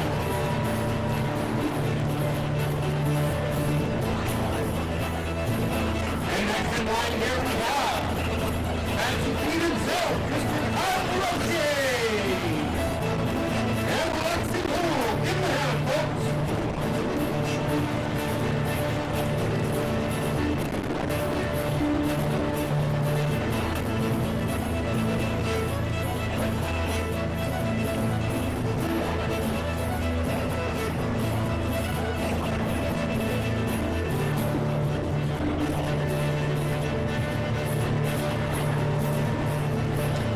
Hey, put your hands together, Rockville.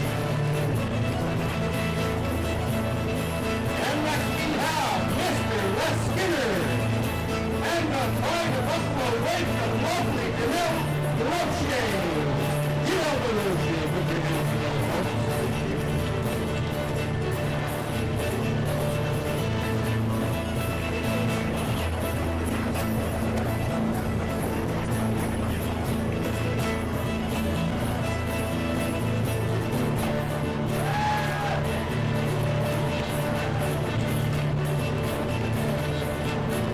This young man next here is moving with this. Give me a hand, folks. He's running out of his shell. Mr. Russell.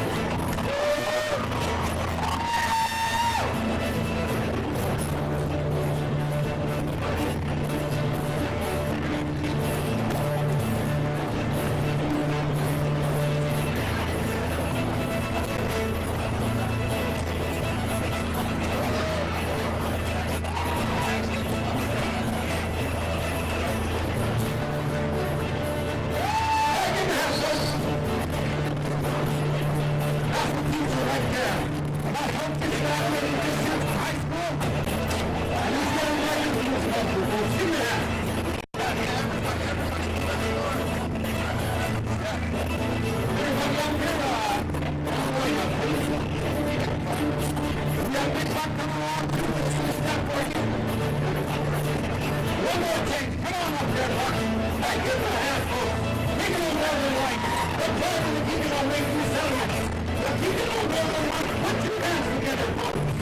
And to the lovely music. And the women we have. Brian Howard.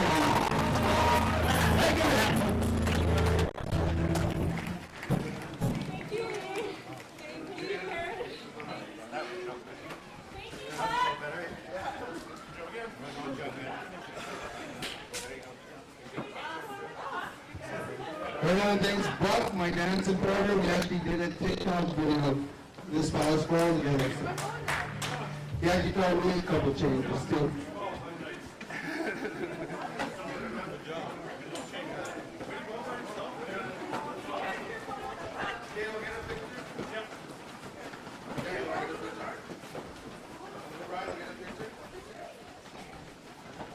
Go take a picture.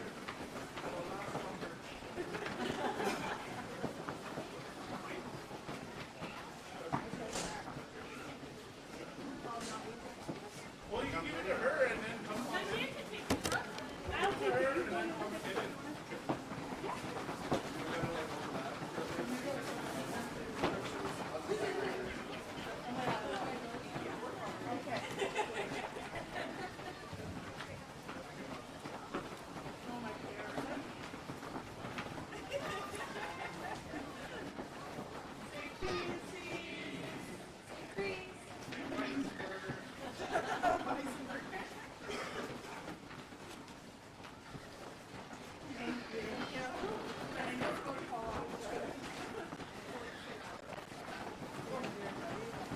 Right on. How about another round of applause for the Kikino Northern Lights, everyone? Amazing. The stamina it must take to keep dancing like that. I was sweating just watching them dance away.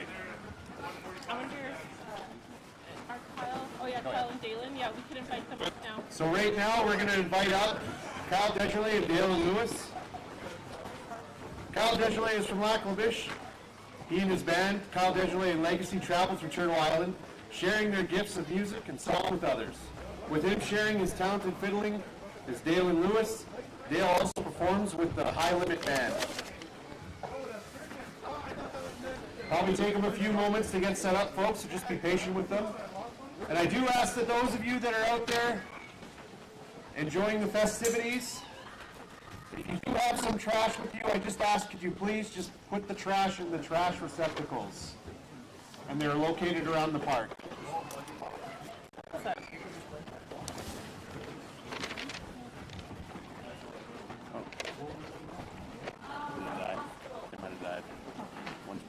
Okay, so they'll play till about 20 minutes, and then we'll invite our moose and laughter calling. We'll start with the kids. The next one?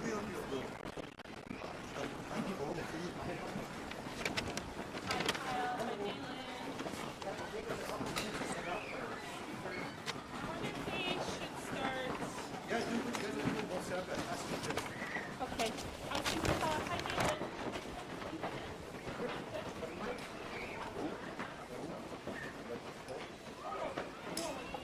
David.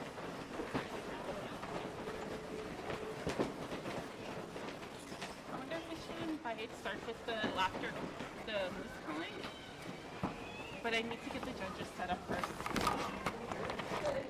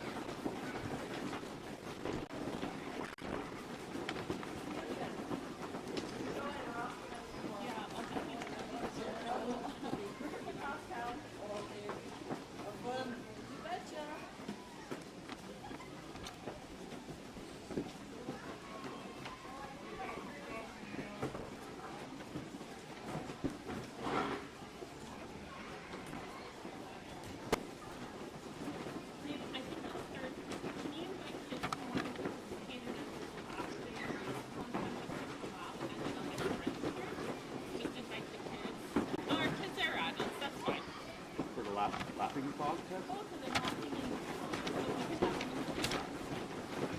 So while we're waiting for our entertainment to set up, I just invite now any children that want to be part of the laughing contest or the moose calling contest, or adults, to come up to the side over here and register with Danielle.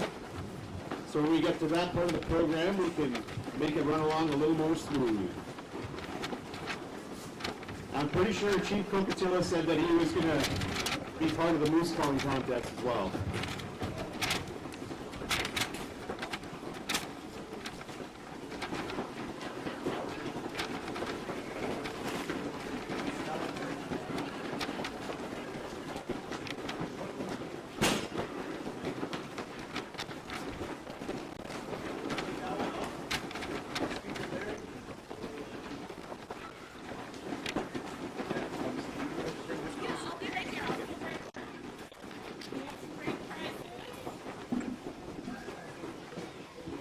So come on down and register for the moose calling contest, the laughter contest.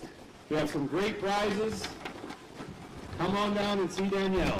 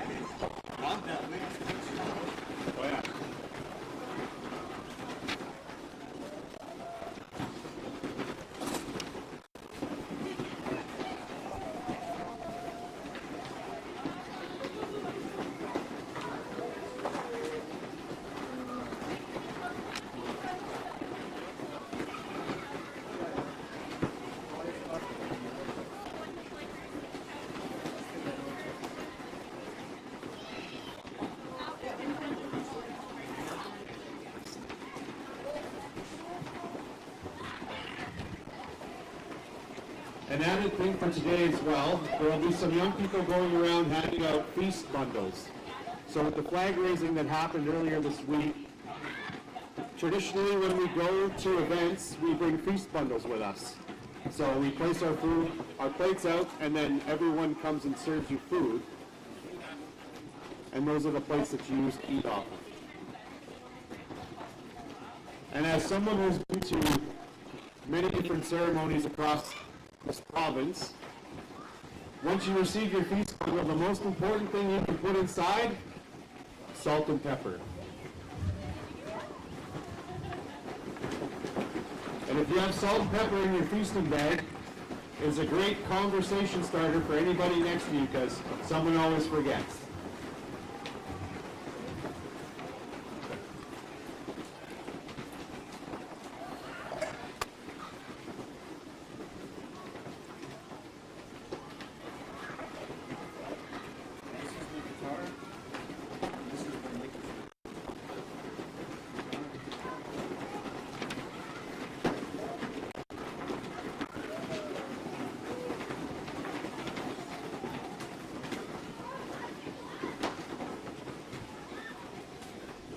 You're going to sing with the wind today?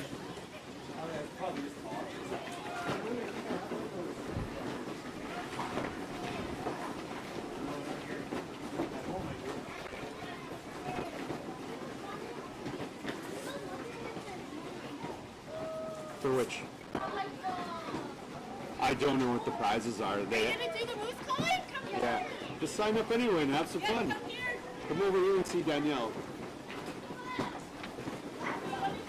So the kids that come up front, come sign up for the competitions. Come see Danielle over here on the side, you guys.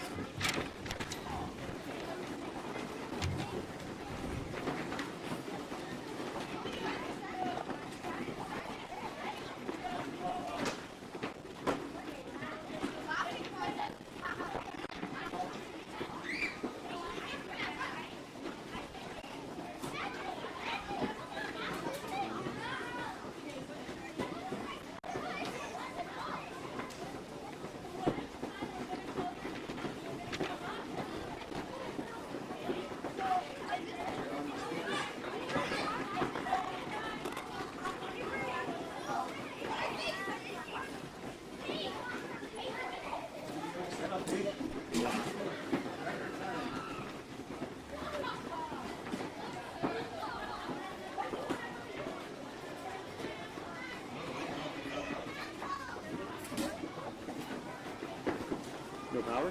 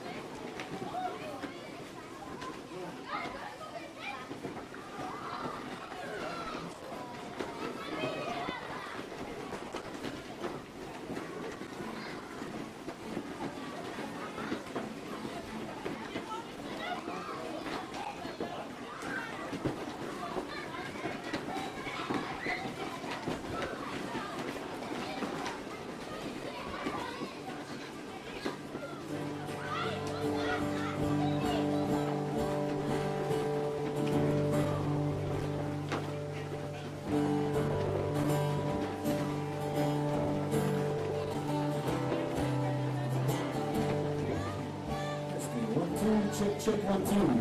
Hello, checking 1, 2. Test 1, 2. So everybody signed up for the moose calling contest, laughing contest. We'll be starting out here. Once we get the music going here, just give us a quick couple seconds here to get the sound going. Hello, checking 1, 2. Testing 1, 2.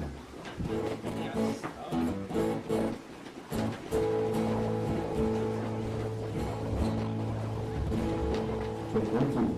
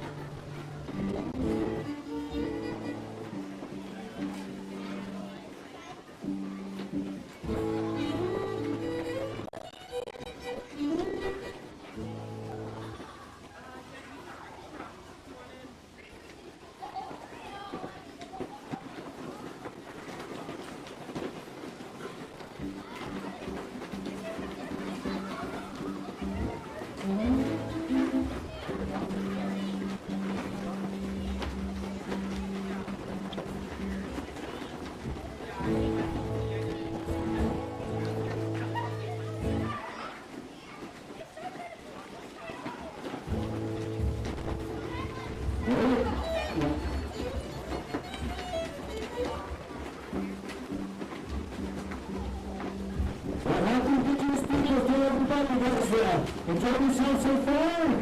You got any proud Indigenous out there? Yes. We're going to be playing some good country music for you guys here. Got my good buddy, Mr. David Lewis, all the way from Underwood, Saskatchewan, going to be joining me. So there's lots of room to dance. It's a day to feel proud of who we are and our culture. So please don't be shy. Dance is lots of room out there. We're going to a big job of deal for you guys.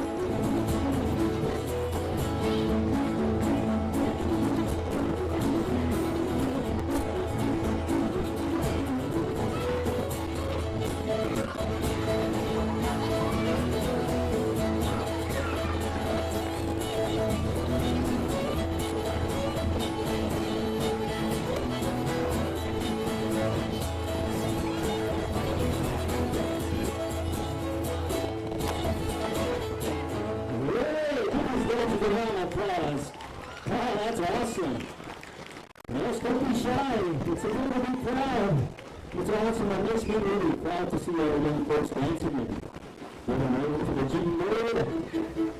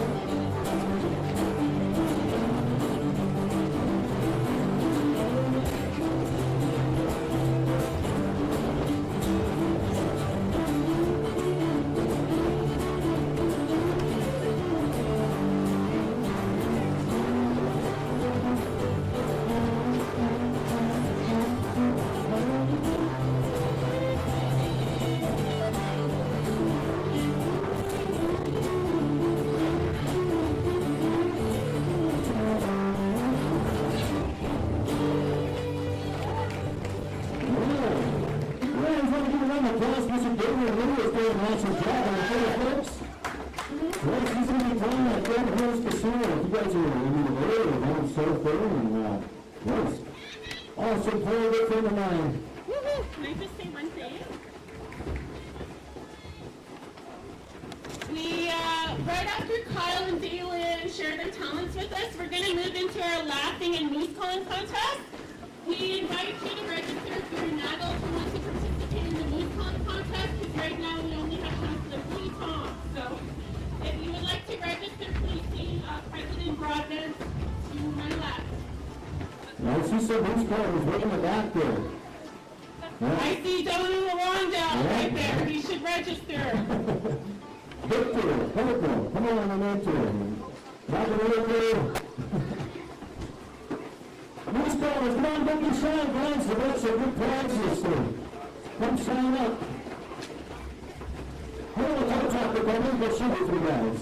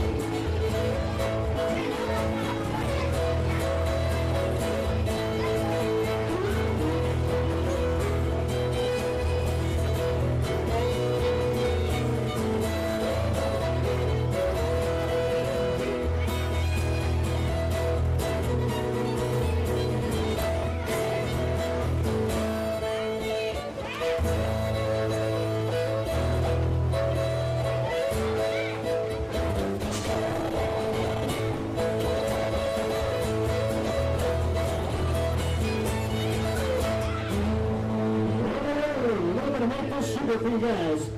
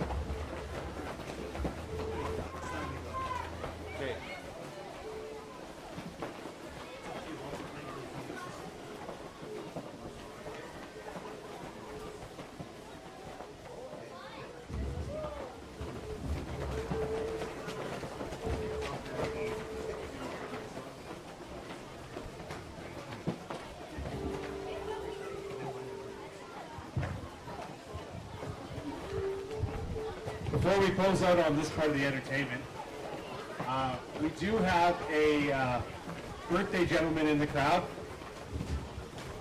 from Portage College, Rick Blumian, who is now 52 years young. He didn't like that. So we had a special request, and we're going to fulfill that special request for you today. Come on, smile.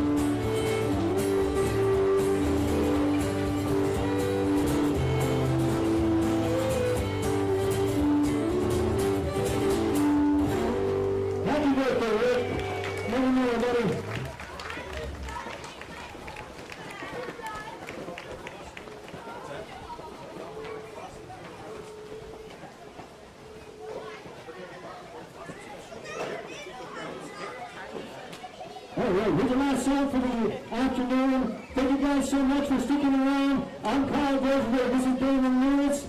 Give a round of applause for the county. Happy Indigenous Peoples Day, everybody. Now to our dancers. Don't be shy. How about that? Let me go. Come on.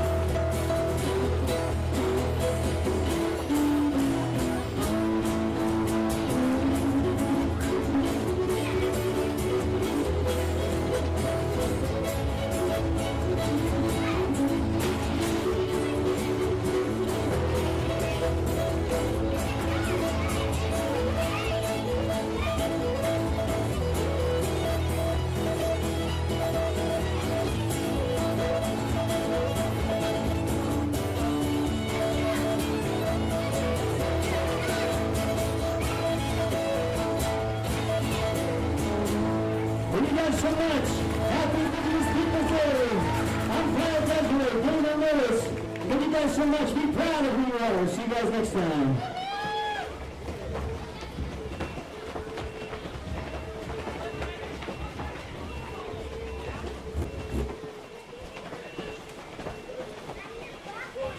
How about that, everyone? Let's give a big round of applause for Kyle and Nick.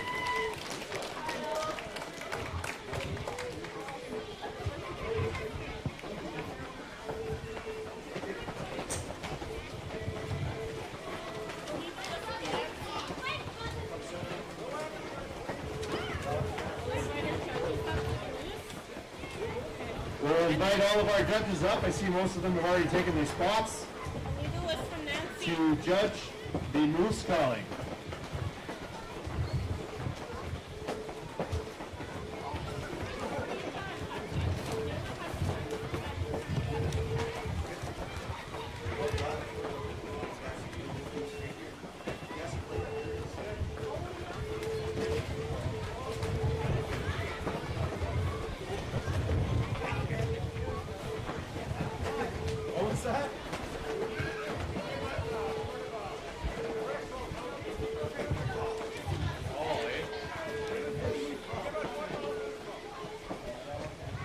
So the people who are going to be coming up to compete are going to be sharing with the judges a bull moose call. Or cow. Oh, I'm hearing both.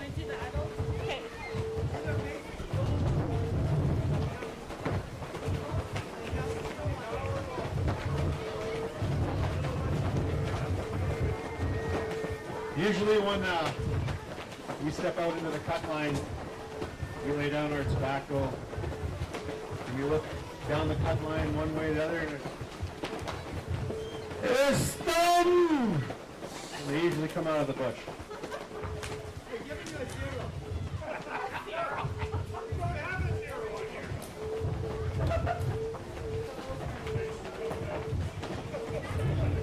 Okay, we'll start with the adults first. We'll call Lee Tom up.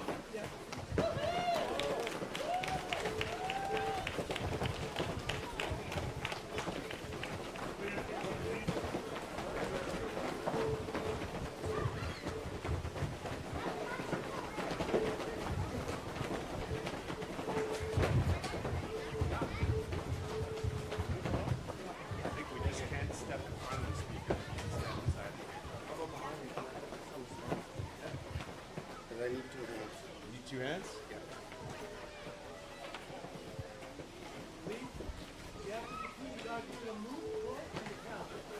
You want a cow and eat too?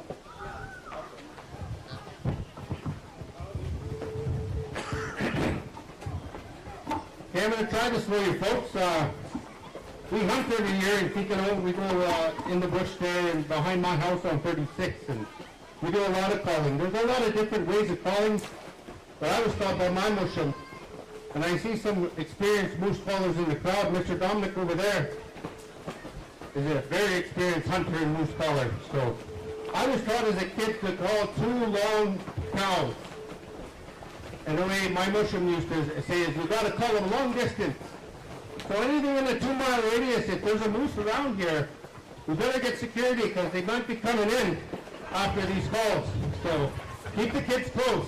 And once I call the bull, you might get a mad cow in here. So this is how I was taught.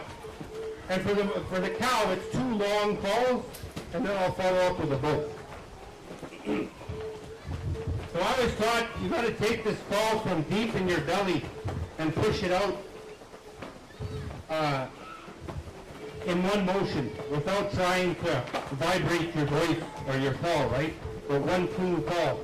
If you get a squeak, I might get a squeak in there. I'm out of practice. So let's try it. And here's a cow.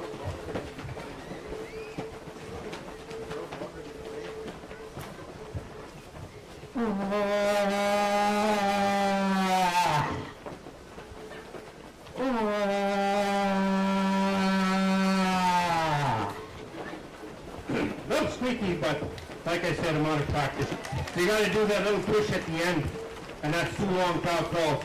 And then you come to the bull in the bush will hear that if he's within a radius, and he'll call back like this.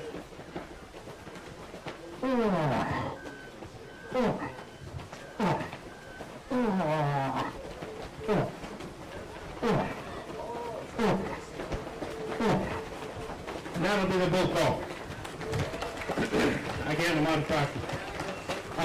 And then after the bull calls, and then the cow, you know, she wants to be the best cow around.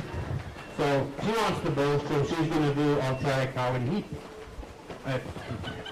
Well, I won't explain that word, but I don't think I have to. And then the cow will say, she wants this bull to come to her, right?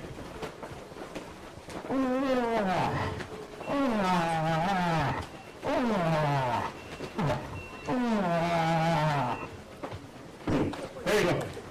And that's the cow. That's my best try. Thank you.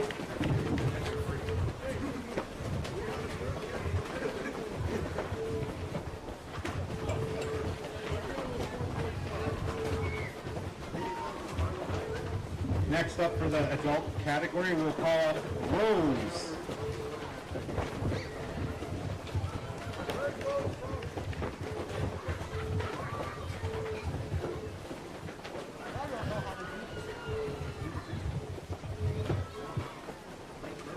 nothing about calling moose.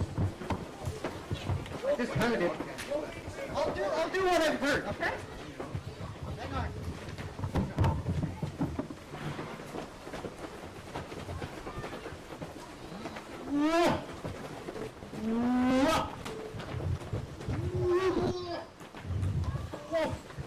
That's all.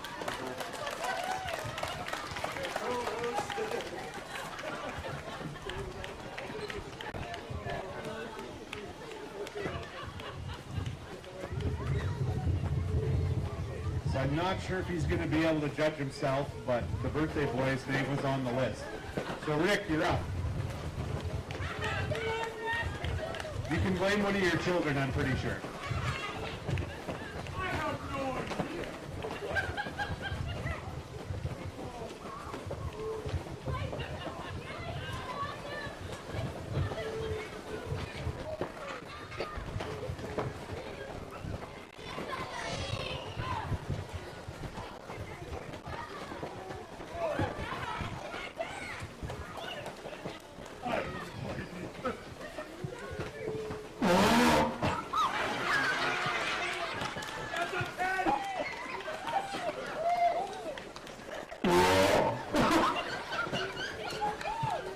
I guess that would be the bull.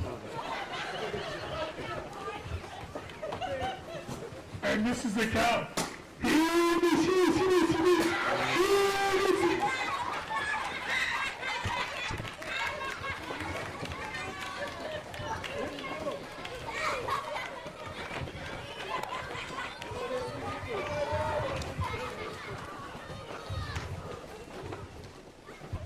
Very entertaining. Next we'll call up Robin Rako.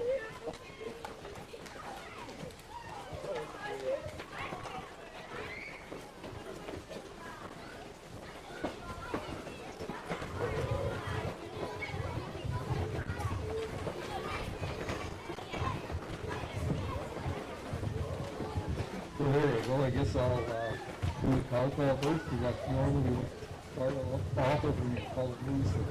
You don't want to be like just hollering out there. You want to just have a nice, easy call. Very good.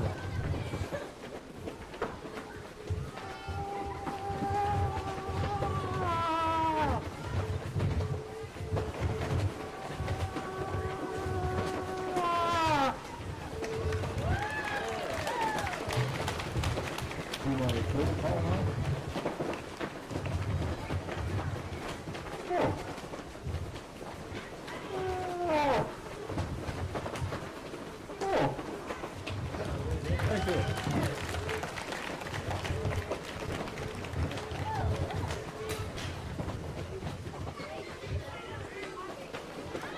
Next we'll call up Victor Cardinal.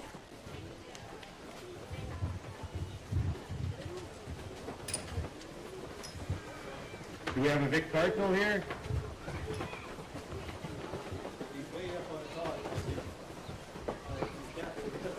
Victor Cardinal, you're being called for the moose calling.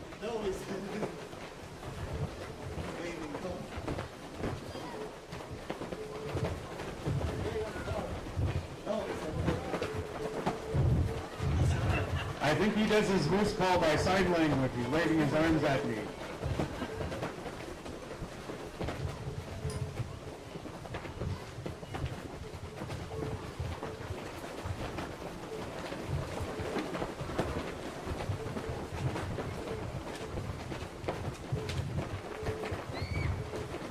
The next adult one I have on here is Donnie. I can't read someone else's writing. LaRondelle.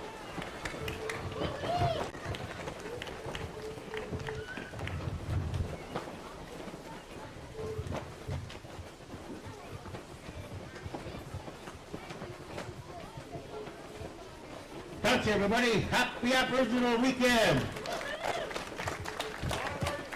Huh? I'm from Clinclaw. I'm from Conklin. We call it Clinclaw with Conklin. Anyways, I'm going to give you guys a cow and a bull. So.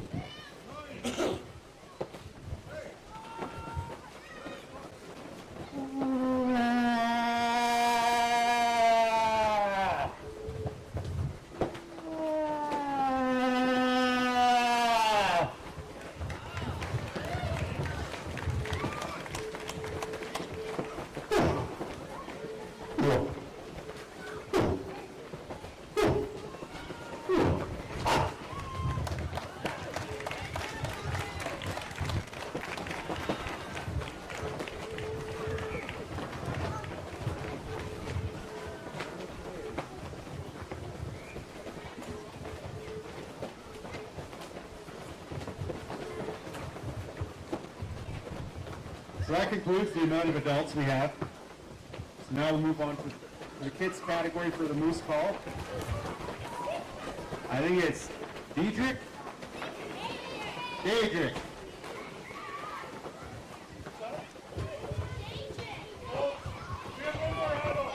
One more adult.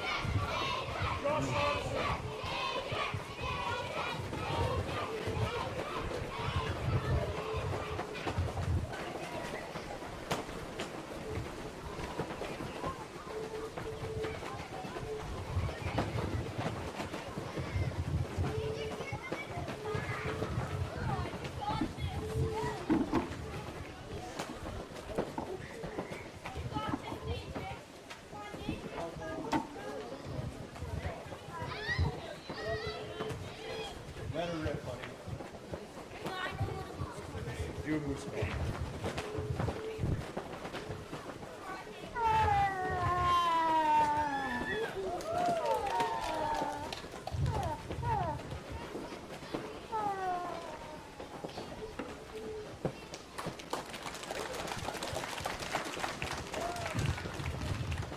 Right on, buddy. Finish? Okay. Good job, buddy.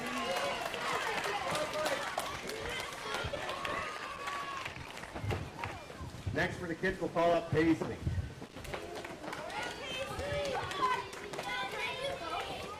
You can do both or one.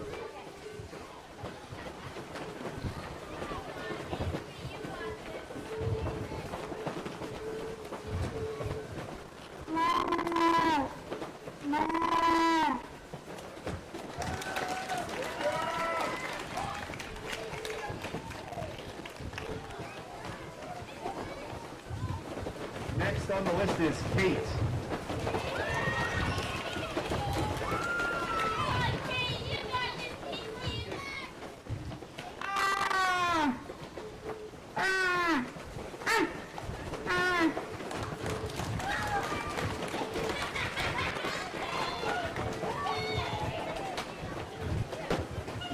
Next up is Michaela.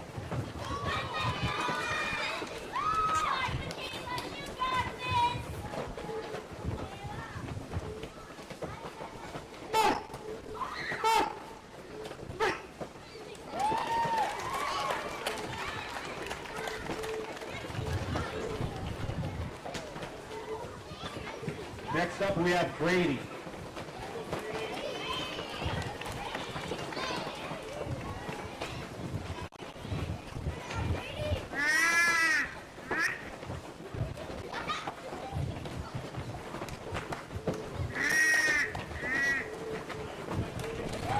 Right on.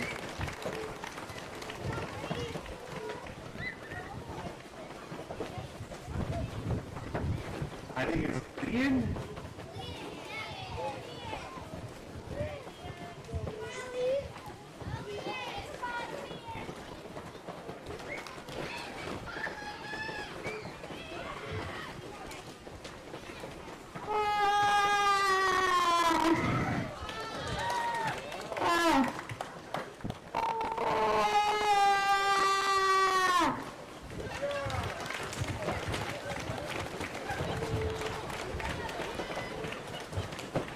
Next up we have Avery.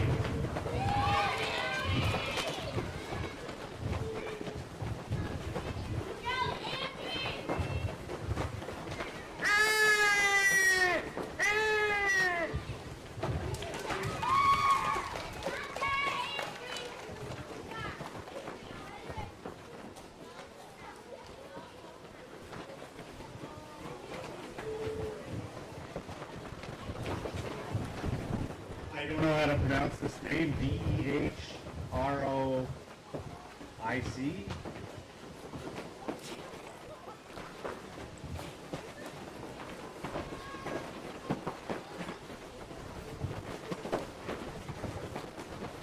Okay.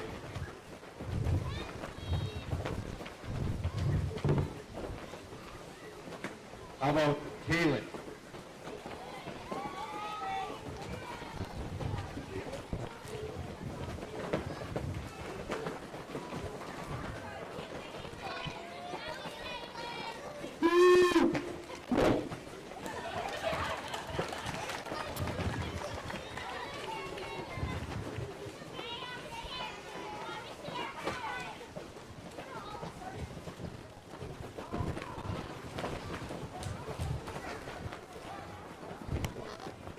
announces out all of our contestants for the moose calling contest.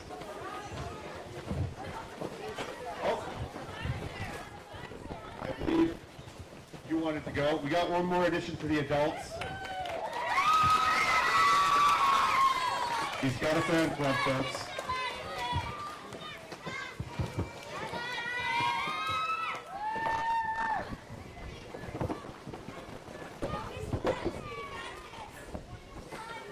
Yeah, I'm going to do a bull and a moose call.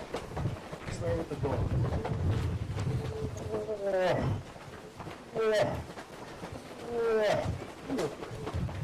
Now the cow.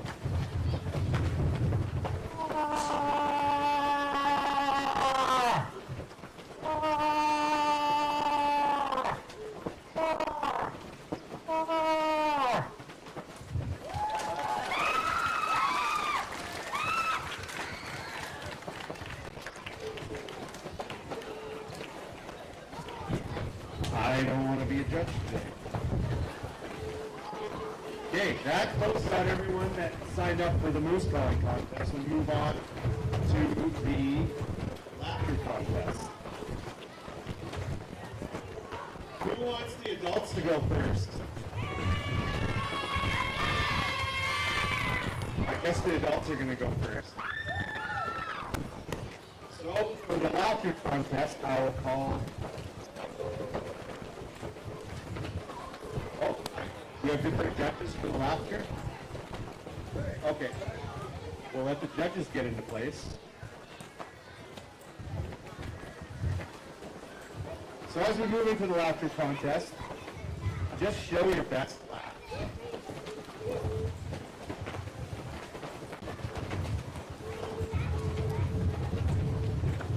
When you guys are ready, give me the thumbs up. I was talking about the judges, guys.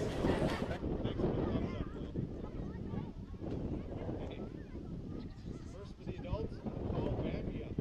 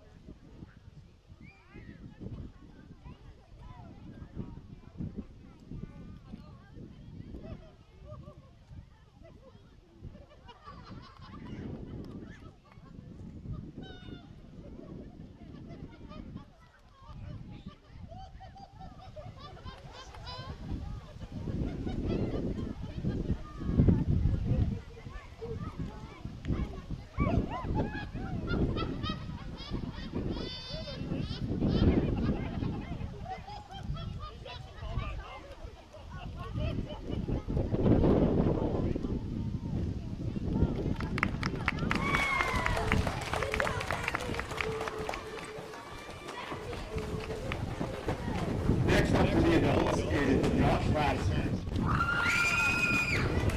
You're shaking your...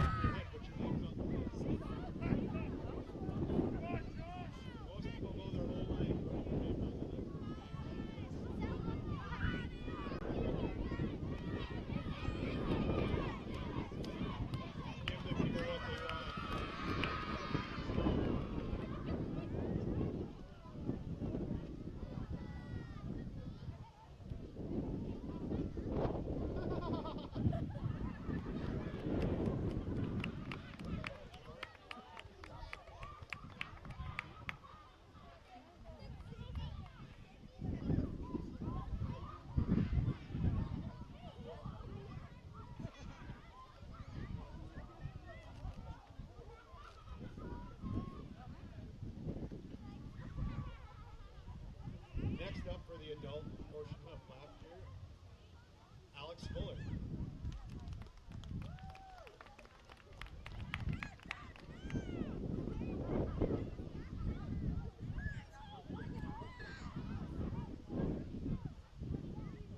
So I was told to do an anti-laugh. I don't quite know what that is, but I think we across Canada are all very similar. Because this is how my Aunt in Southern Ontario laughs. She just gets carried away, she runs out of breath, and we start praying about her. But she's always having a great time.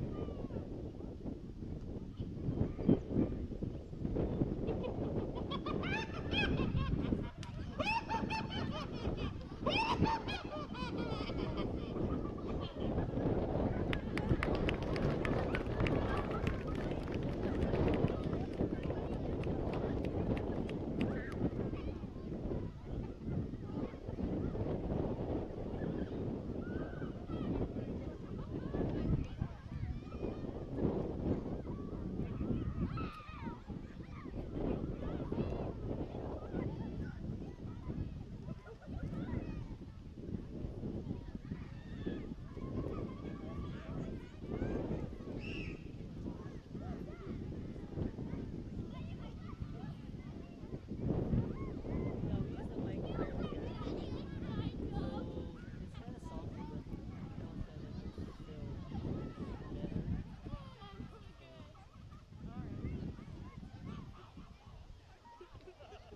I put the mic on the speaker again and we'll try to adjust from there. Let's see if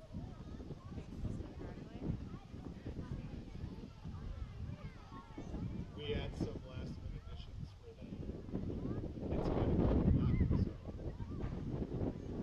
sharpen your pencils there, judges. We will start off with Athena.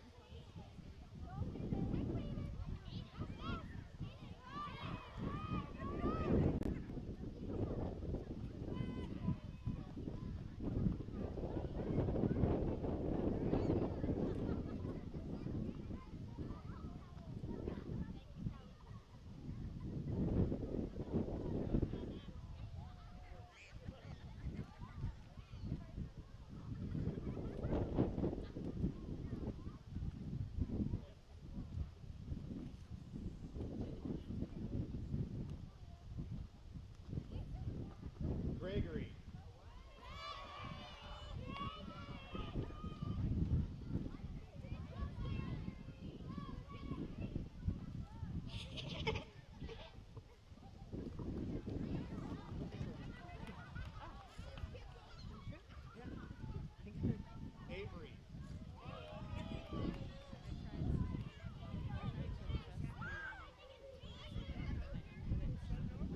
Oh, yeah.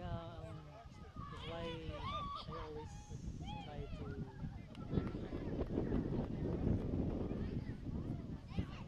Oh, because of this.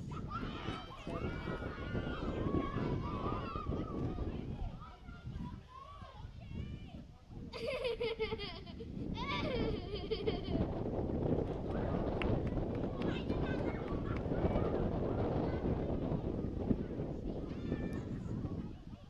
Michaela.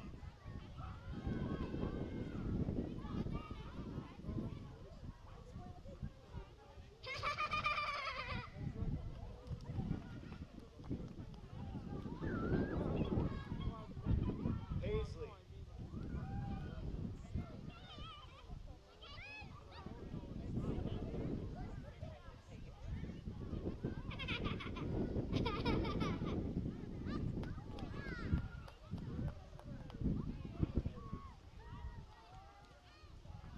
Diedrich.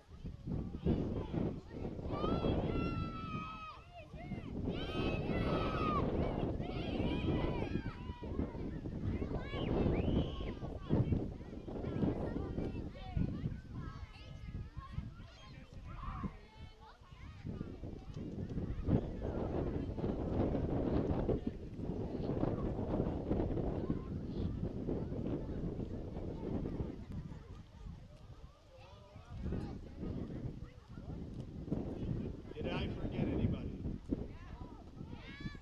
Come on up.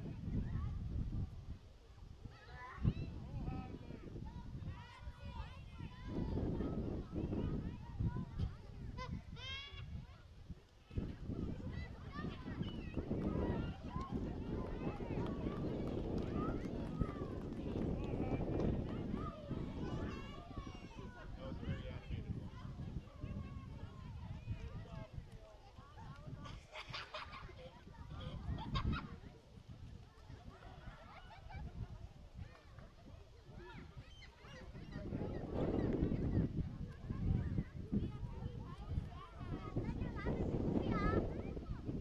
Adeline.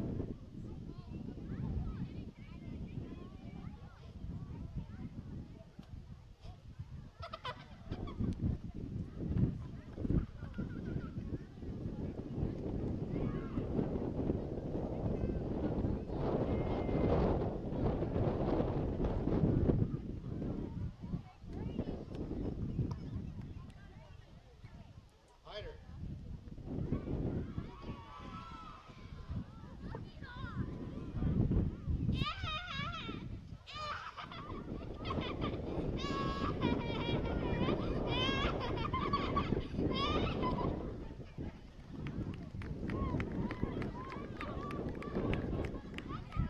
That was all the kids on the list.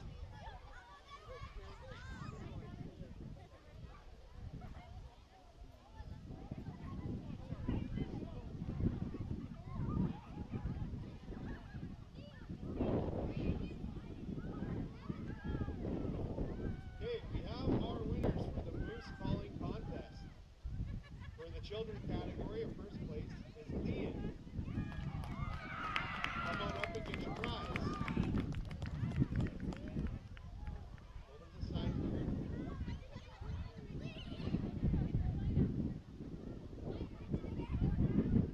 Our second place is Adrian. Come on up and get your prize.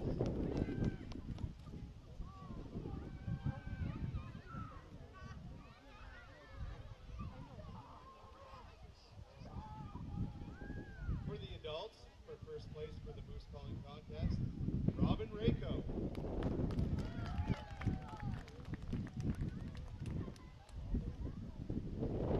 Robin Rako still in the house.